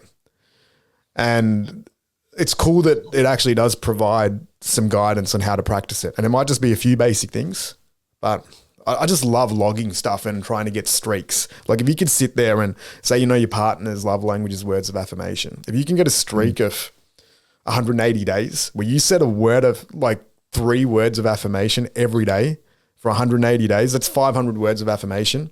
Surely there's going to be some impact if that's that person's love language. Absolutely. Like, Absolutely. You make a cup of coffee every single day for a 6 month period of time. There's going to be something in that. And then I'm guessing it's going to compound too. And then when the person's love tank is full, their emotional tank is full, they're happier, you both can show up in the relationship as your best self. The other person's not insecure. They're not feeling unloved. Whereas I think a lot of the times in relationships, couples, I don't know if he loves me. I don't know if she loves me. It's kind of that. Yeah, it does solve a lot of problems learning how to do this and practicing it. And while you were saying the whole practicing of the theories and the lessons that we learn, it's funny. I've been doing a few Instagram lives on my Instagram since I'm a bit of an influencer now. My 200,000+ followers. Just saying, Ali. Yeah, You have what? How many followers do you have, Ali? Just saying. Yeah, 5. Sad part is it's true. Yeah, No, it's fine. Numbers don't matter, but sometimes they do. I love how many words of affirmation you've given yourself during this podcast episode. Like it's been great to watch. Just the humility on this guy. Thank you for that, Vin. I appreciate you very much. No, but what I was going to say was going live now is really interesting because before when I had 5 followers like you, I'm much cooler now. Before when I had 5 followers and I went on live, I'd get a very limited number of questions. Whereas when I jump online and I go live now, just questions, just boom, to just keep flowing, right? Things you wouldn't understand, Ali. Because you're so famous. Yeah. It's like, there's so many questions. Like you can't even answer them all. Dude. Things you would not be able to relate to. But when I do them, one thing that I see a lot is the obsession that people have with the acquisition of knowledge. They always want to know how things are done. The method. And the method. It's always about how is it done? How is it done? I think give me 3 best tips so I can just go do this and every single time. That's in my DMs. 3 best tips on communication, Vin. Vin, what's the best book on communication? Vin, what's the best review method for communication? Yep. Vin, what's the most common problem you find that people need to fix and they become a better communicator? We are obsessed about knowledge acquisition.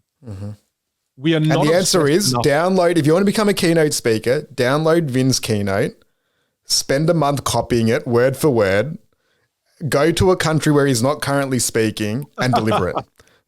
That is your formula. So I've just given you the 3 tips. God. That's how you do it. Oh, you're a terrible person, Ali.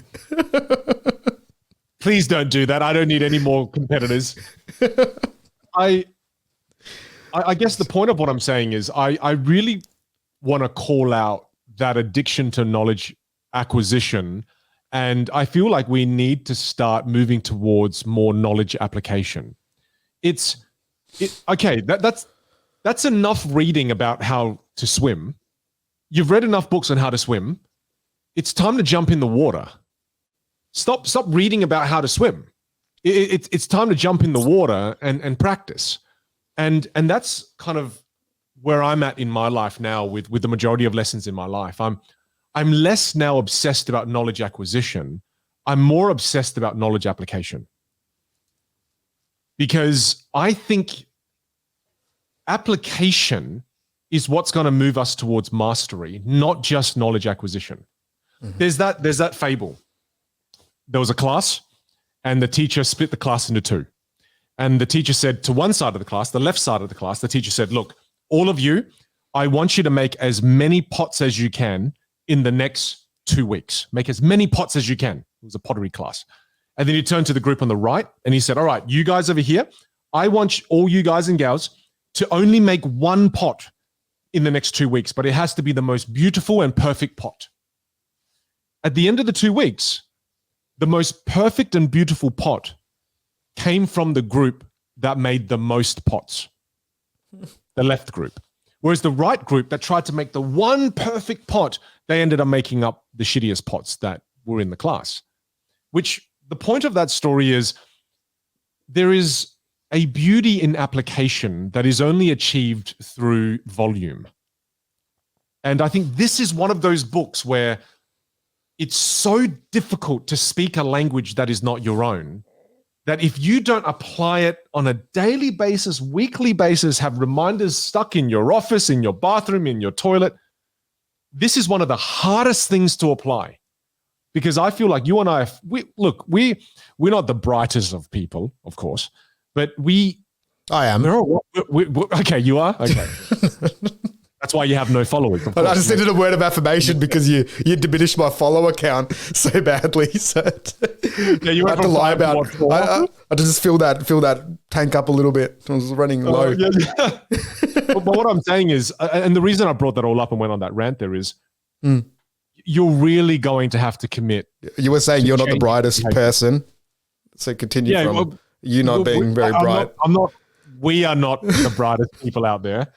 And I just feel as if even we struggle a lot with this. And again, I'm trying to compliment ourselves without coming across as an arrogant wanker here, but it's we're doing all right. We're doing all right. Yet we still struggle with this. Right. So I think you're doing all right. I've still only got 5 followers, so I don't know, like how. And hey, I'm not letting you have this one, am I? You just want to get. Let me just talk to this for a second, because there's another really important point here. My social media, and I just want to say it because it's been an interesting journey for me on social media.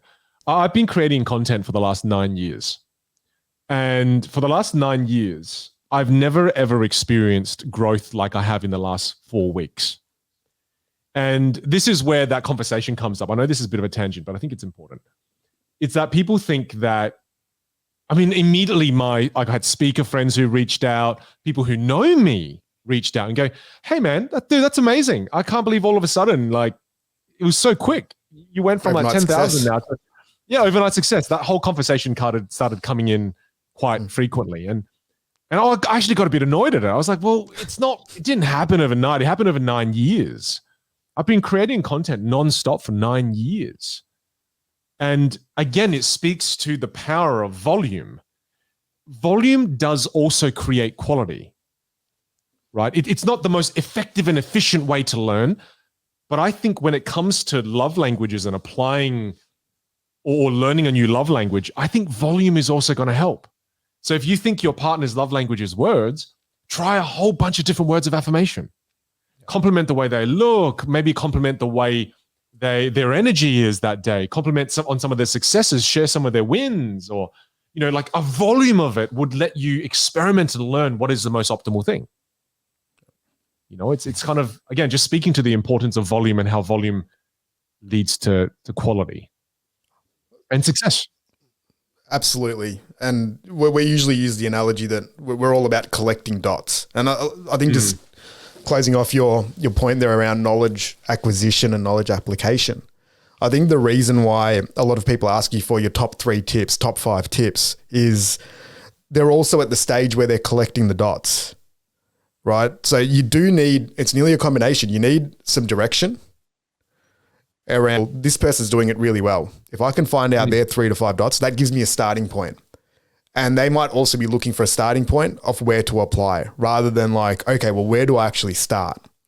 And it's nearly that combination. Like you've got really good volume because the quality of the dots that you're trying. So you're trying a lot of different things, but they're actually pretty aligned in terms of the game that you're trying to play. You know what I mean? So it's also, how do you increase the quality of those dots and the quality of that knowledge that you're acquiring? So we actually organically do it in a few different ways. We reach out to experts, we read books, we find mentors, we get coaching, we search for those dots. Like we go and actively seek out better quality dots. Like even if you look at your social media, you went out, you hired people that had previous experience. Like, so you keep continuing those dots that also increase the effectiveness of your volume.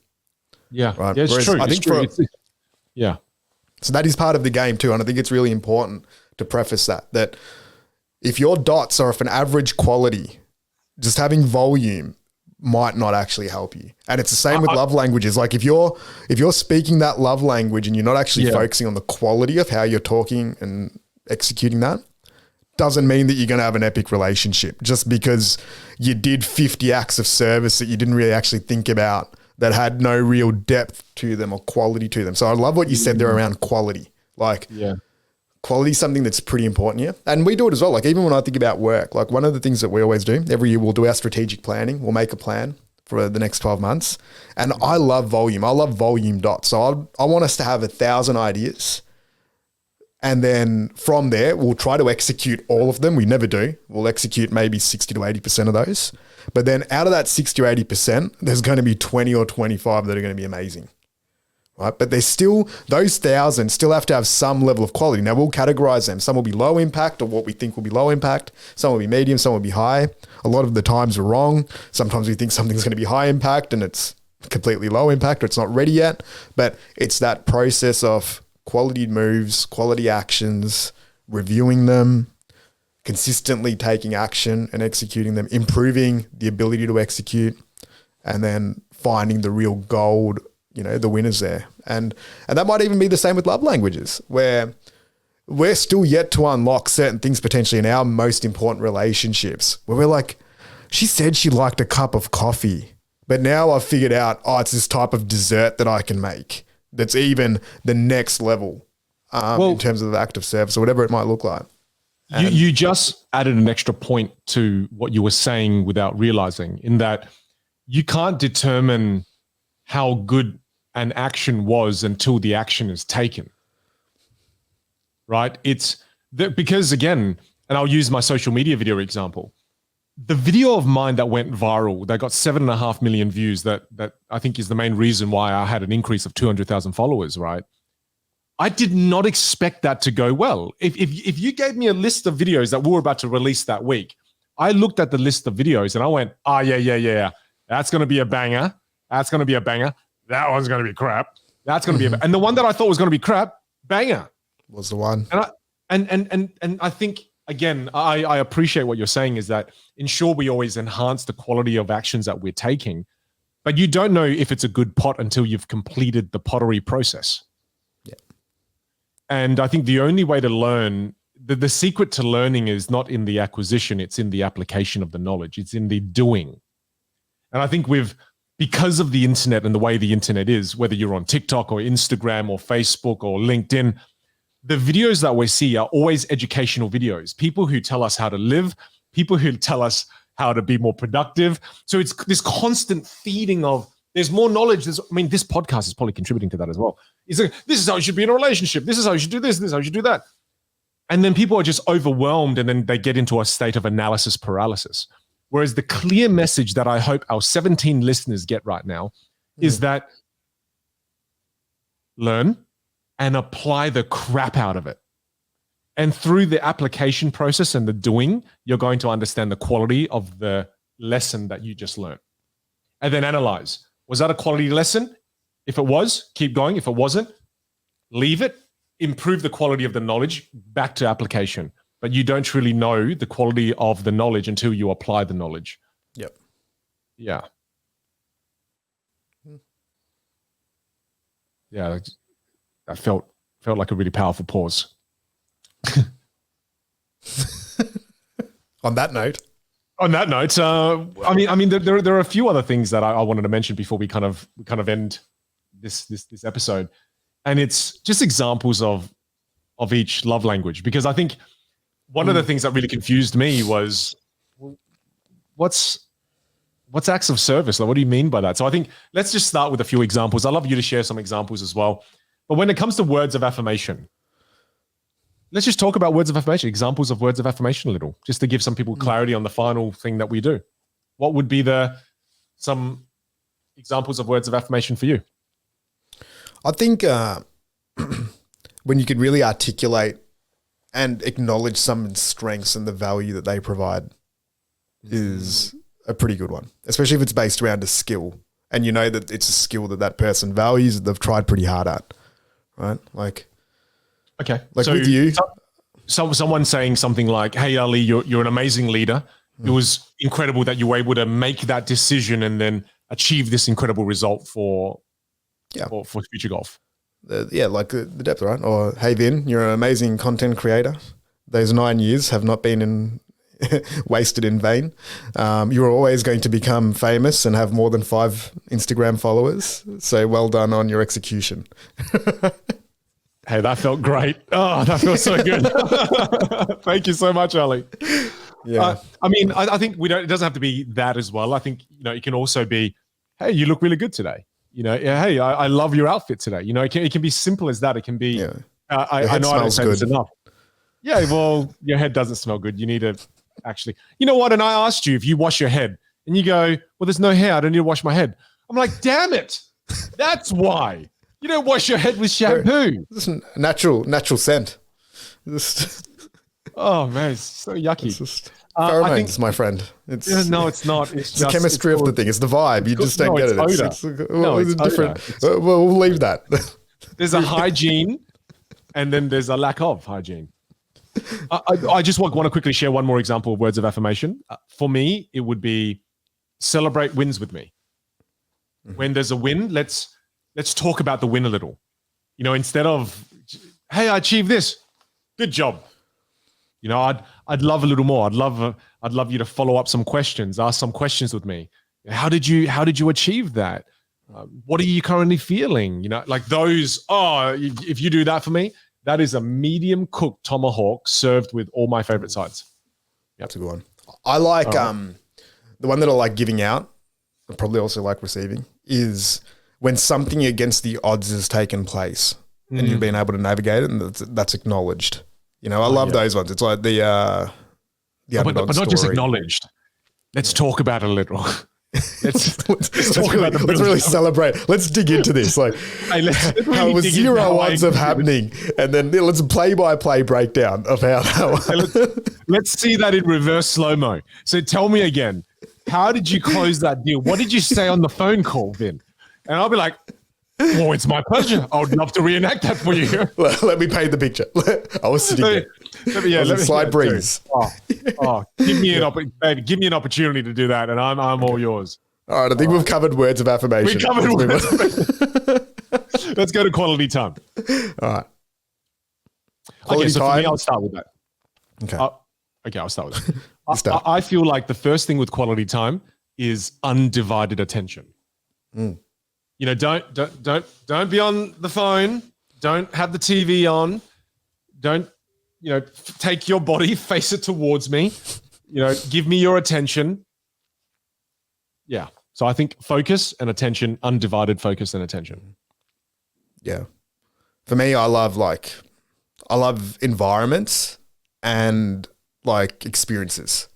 So let's go on a trip. Let's do something spontaneous. Let's go watch a movie. Let's do, play a round of golf. Those are those quality time things. And then also I think providing those experiences for other people is something that I really enjoy doing too. It's like, can we get the crew together and do this? I've bought 2 tickets to this. Let's go. That's something that I really enjoy.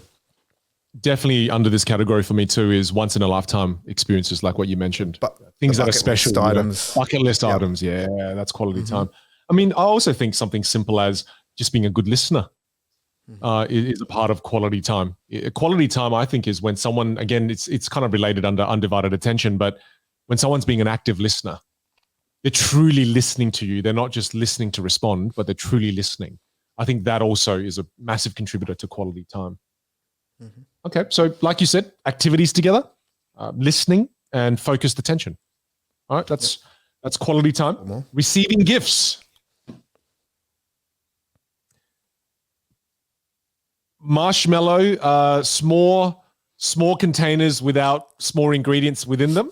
That's a category of gift that Ali gives. He gives you a box that looks like it has s'mores inside, but when you pick it up, it feels really light and you start to question, well, it must just be marshmallows. No, open it up. No marshmallows, no biscuits, no chocolate. I figured you had all the rest of the ingredients. You just needed the box to carry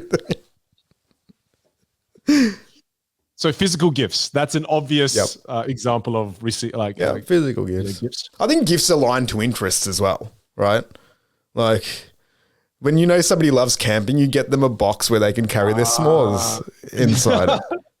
Okay, so it's a form of remembered gifts. So it's you paying attention to me and then getting me a gift that's associated with something I actually like. And that Amazon can deliver the next day. That's under $50. Yeah, exactly. It was quite a cheap plastic box, to be honest. Yeah, it got delivered in like an hour. Like it was. Well, yeah, I mean everything else was sold out. It was a bad time. Yeah, but that's a really good point. Let's not joke around for this one because again, it was a shitty gift. Like we know it was a great gift. No, it was a shitty gift. You still use it. I get to choose. I get to choose. You use it. You still have it. You didn't even throw it out. Yeah, it's true. Actually, it's true. Well, I have it because I want it to remind me of how shitty the gift was. I never want to forget. It's sentimental in how bad it is. It's a sentimental negative memory. I'm calling you out on this. I think you deep down, you love it. You know it means a lot. It was your first camping gift before you started your love for camping. Got you started on that journey. the point I'm trying to make here is that it's remembered gifts. It's a form of gifts when someone truly pay attention to your passions and what you love in life. And then and even if they don't love the gift, they cherish it because, hey, that person really knows that I love this particular area of like this kind of passion or this hobby. I think that there's something very special to that. When someone mentions it only once and said, oh, I'd love to do X, Y, Z. Right. I mean, something you did the other day for me, like, again, just to full clarity, Ali's a wonderful friend. But the other day I mentioned to you probably about 20 times, it wasn't subtle. I said, man, I love acai bowls. And then you took me out, we had acai bowls. And then you ordered 2 acai bowls to arrive at the front of my house for me. You live in Melbourne. I live in Adelaide. I mean, they were the shittiest acai bowls I've ever eaten in my life. Only once on Uber Again, Eats. fail on the delivery component.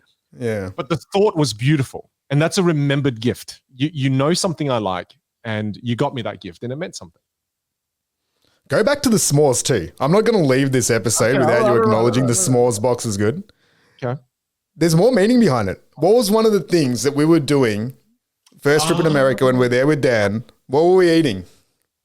S'mores. Around the fire every single night. S'mores. We were eating s'mores. Okay. You were cooking up s'mores. Wow. You love the fire. So I'm like, this guy. And I actually thought there was s'mores in the box. So in fairness, I didn't. Yeah. Okay. Because of how expensive the box was, I would assume that there was actually some s'mores in there. Hey, that you just saved that. Well done. That was a good save. That's a Great really gift good giver. Hey, I'm glad I kept the box. I'm glad I didn't throw it in the bin. But that now makes it more rounded. So that's not remembered gifts. That's kind of like it's almost like a monumental gift. It's a gift. It's a significant, it's a meaningful gift. Correct. I'm glad you can now see that 4 years later. I can see it 4 years later. Thank you for clarifying. Yeah. It's one of those gifts that's only added in value over time. Yeah, we've always started from a very low place. The next form of gift that I think exists as well, just to give clarity, because it's not just expensive stuff, because that's how I got confused. But it's a gift that you could share with someone as well. I mean, again, you were great in doing this for us in that you got us a family ticket to go do some arts and craft together, where it was a gift that was a shared experience for myself and my family, which was a wonderful form of gift, right? And then the final form of gift that I think exists, unless you have any more, is the gift to yourself. You know, and you're very good at doing this. You know, I call you on a random Tuesday. I'm like, hey, what are you up to? And you're like, bro, you wouldn't believe I've had the worst day ever. I woke up really late and then I had breakfast by myself and then I went and got a massage and then I went and played a game of golf. Worst day. No, but you're being sarcastic, obviously. But that's you gifting yourself the opportunity to have a day for you, a self-care day. Mm-hmm. That's beautiful. I'm very bad at that. I don't gift myself those things. I feel guilty when I do it. Some work I've got to do. For sure. And I think just as you're talking about gifts there, I think the other gift is the gift of opportunity, right? So there's actual physical gifts and all that. But when I think about even our relationship, a lot of the gift giving has also been in terms of the doors that have been open. Like say, for example, this podcast, like I view that as a gift that you've provided, you know, like this is your realm. This is your space. You open that door and it's like we get to now do this thing and share it with those 17 people that are listening right now. Like to me, there's also those types of gifts. Like we've done different work together over the time and it's resulted in, you know, unlocking new relationships, new lessons, new learning. There's a gift of knowledge, gift of opportunity, gift of being able to practice what you love doing. So I think that there's these types of gifts as well that aren't really as, you know, transactional as, hey, buy present, buy flowers, buy jewelry, buy whatever it is. Right. There's deeper levels of value you can provide to people. And I'm going to say too, you know, like don't not do the flowers and jewelry. That's a pretty critical component too. You know, it's important, but it's not all about just that. It's like a nice rounded kind of thing. And I really love ending on this because at least we're now giving people some examples of it, right? I think the next one is acts of service. So what about acts of service? I can kick us off with one. And the biggest acts of service that I know Pei Wen loves is, strangely enough, when I do some housework. Because to her, that's me contributing to this family. You know, it's funny because I may go from being this keynote speaker in front of 4,000 people, but when I come home, I ain't a keynote speaker. I'm a husband, I'm a father, and I have house duties. I bathe my son, I take the trash out, I vacuum the house on occasions. And so again, I know that housework is an act of service that is really valuable to my wife. Yep, for sure. For me, actually, acts of service was one that really stood out for a different reason. It just made me recognize and appreciate how many acts of services I receive on a daily basis. And I think, especially as an entrepreneur, when you live in a family environment, when you've got all these things happening, like for my world to operate, there is so much that other people do for me on a daily basis on so many different levels for that to happen. And it's easy to lose sight of that at times. I think that's just something that's always existed in my life as well. Like there's been so many people there that have done things that help me practice or execute on the things that I need to do. And I think that that's another side, is both in terms of providing those acts of service, but also the appreciation, especially for the day-to-day stuff that can often get missed. Like that's something that I think is really common, is think about in your life, like all the things that are happening for you, whether it's somebody giving you a coffee, to laundry, to the house being kept, to the kids getting to school, to tasks being done to keep the business going. There's so many different acts of service that happen everywhere in our world. Especially for entrepreneurs. I mean, massive shout out to Pei Wen right now and Chantel, because I was thinking about Pei Wen and Chantel just for a moment. And I think with Pei Wen, for example, she took Xander to school this morning.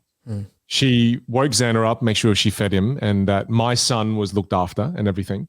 I had to take briefing calls in the garage, my studio, and she ensured that Xander, didn't run in and disrupt me. And it's like, and then she made sure she prepared lunch and letting me know that, hey, I'm going to be back around 12 after you finish your podcast and we'll have lunch together. And it's just the very jacket that I'm putting on and the clothes I'm putting on, that she made sure that it was clean. I had stuff that I wanted to wear. It was cold. She made sure I had my favorite beanie. It's like all of those acts of service. Again, if you took that away from me and you just gave me words, it's like, man, it's not the same, is it? And partners do a lot. And I was just even thinking of teams, right? Like more and more as we speak about this, I bloody love it when people have a skill or a talent that can help me make a dream or a vision turn into a reality. Like that is something that's so core and foundational to me. Like whether that's Chantel, yourself, the kids, the team that I work with, like champions and mentors that I've had, somebody that provides a really good piece of information, like those to me are just such high value level acts of service where it's like, I had this thing, I couldn't really figure out how to make it happen. And then you've come along and you've helped me execute it or achieve that outcome. I'm like, that's one that really hard to forget and never diminishes in value, even over a 5-10 year period. Oh, dude, I love it. I mean, that's cool. That's a fantastic kind of, I think, summary of all the different types of acts of service, right? It's funny. One last one I'll mention here is a big one that Pei Wen said she loves when I do this, and this is her love language, is she goes, when she's trying to have an hour of peace and quiet and I'm blocking all of the potential things that could stop her from having a peaceful hour. And that's generally Xander.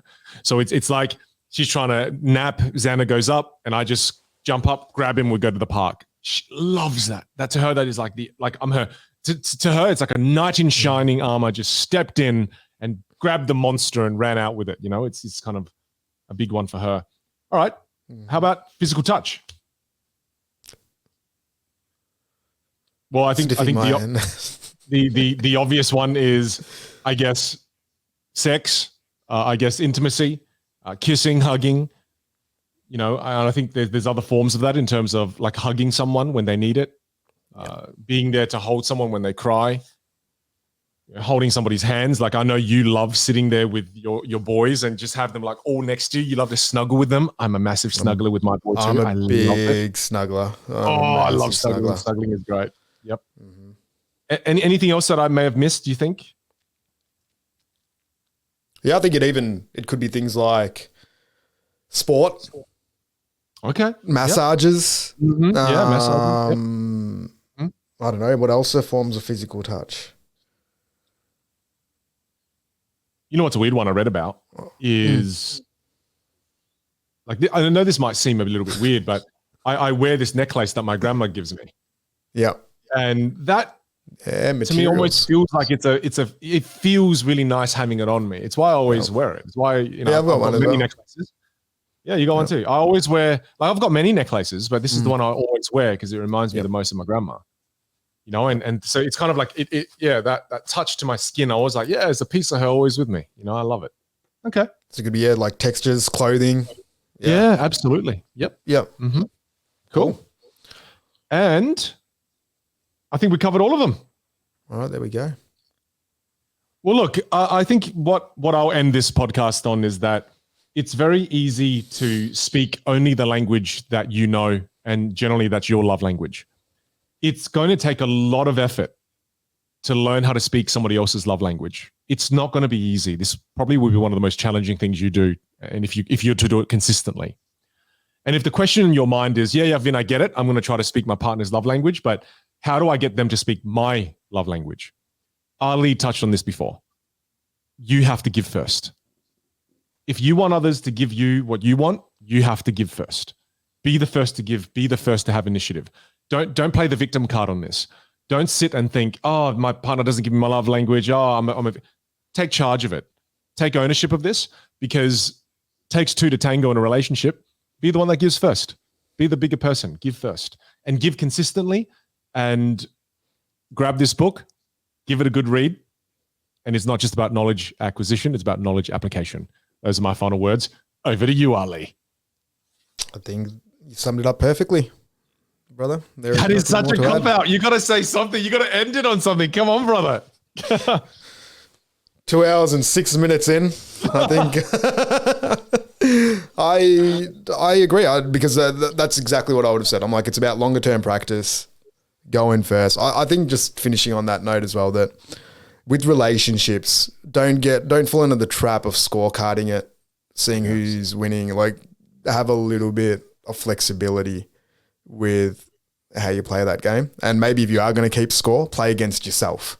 Like, what is your goal with how many of these positive actions do you want to take in your relationship? The other thing is, maybe if you are going to read this book, it could be a really cool exercise to read it with your partner at the same time, and then make a little bit of an action plan while you're going through the book on how you both want to then implement it. So it might stop that reciprocity not happening. Like, you're increasing your chances of both of you knowing. You get to have that vulnerable conversation of the things that you actually want.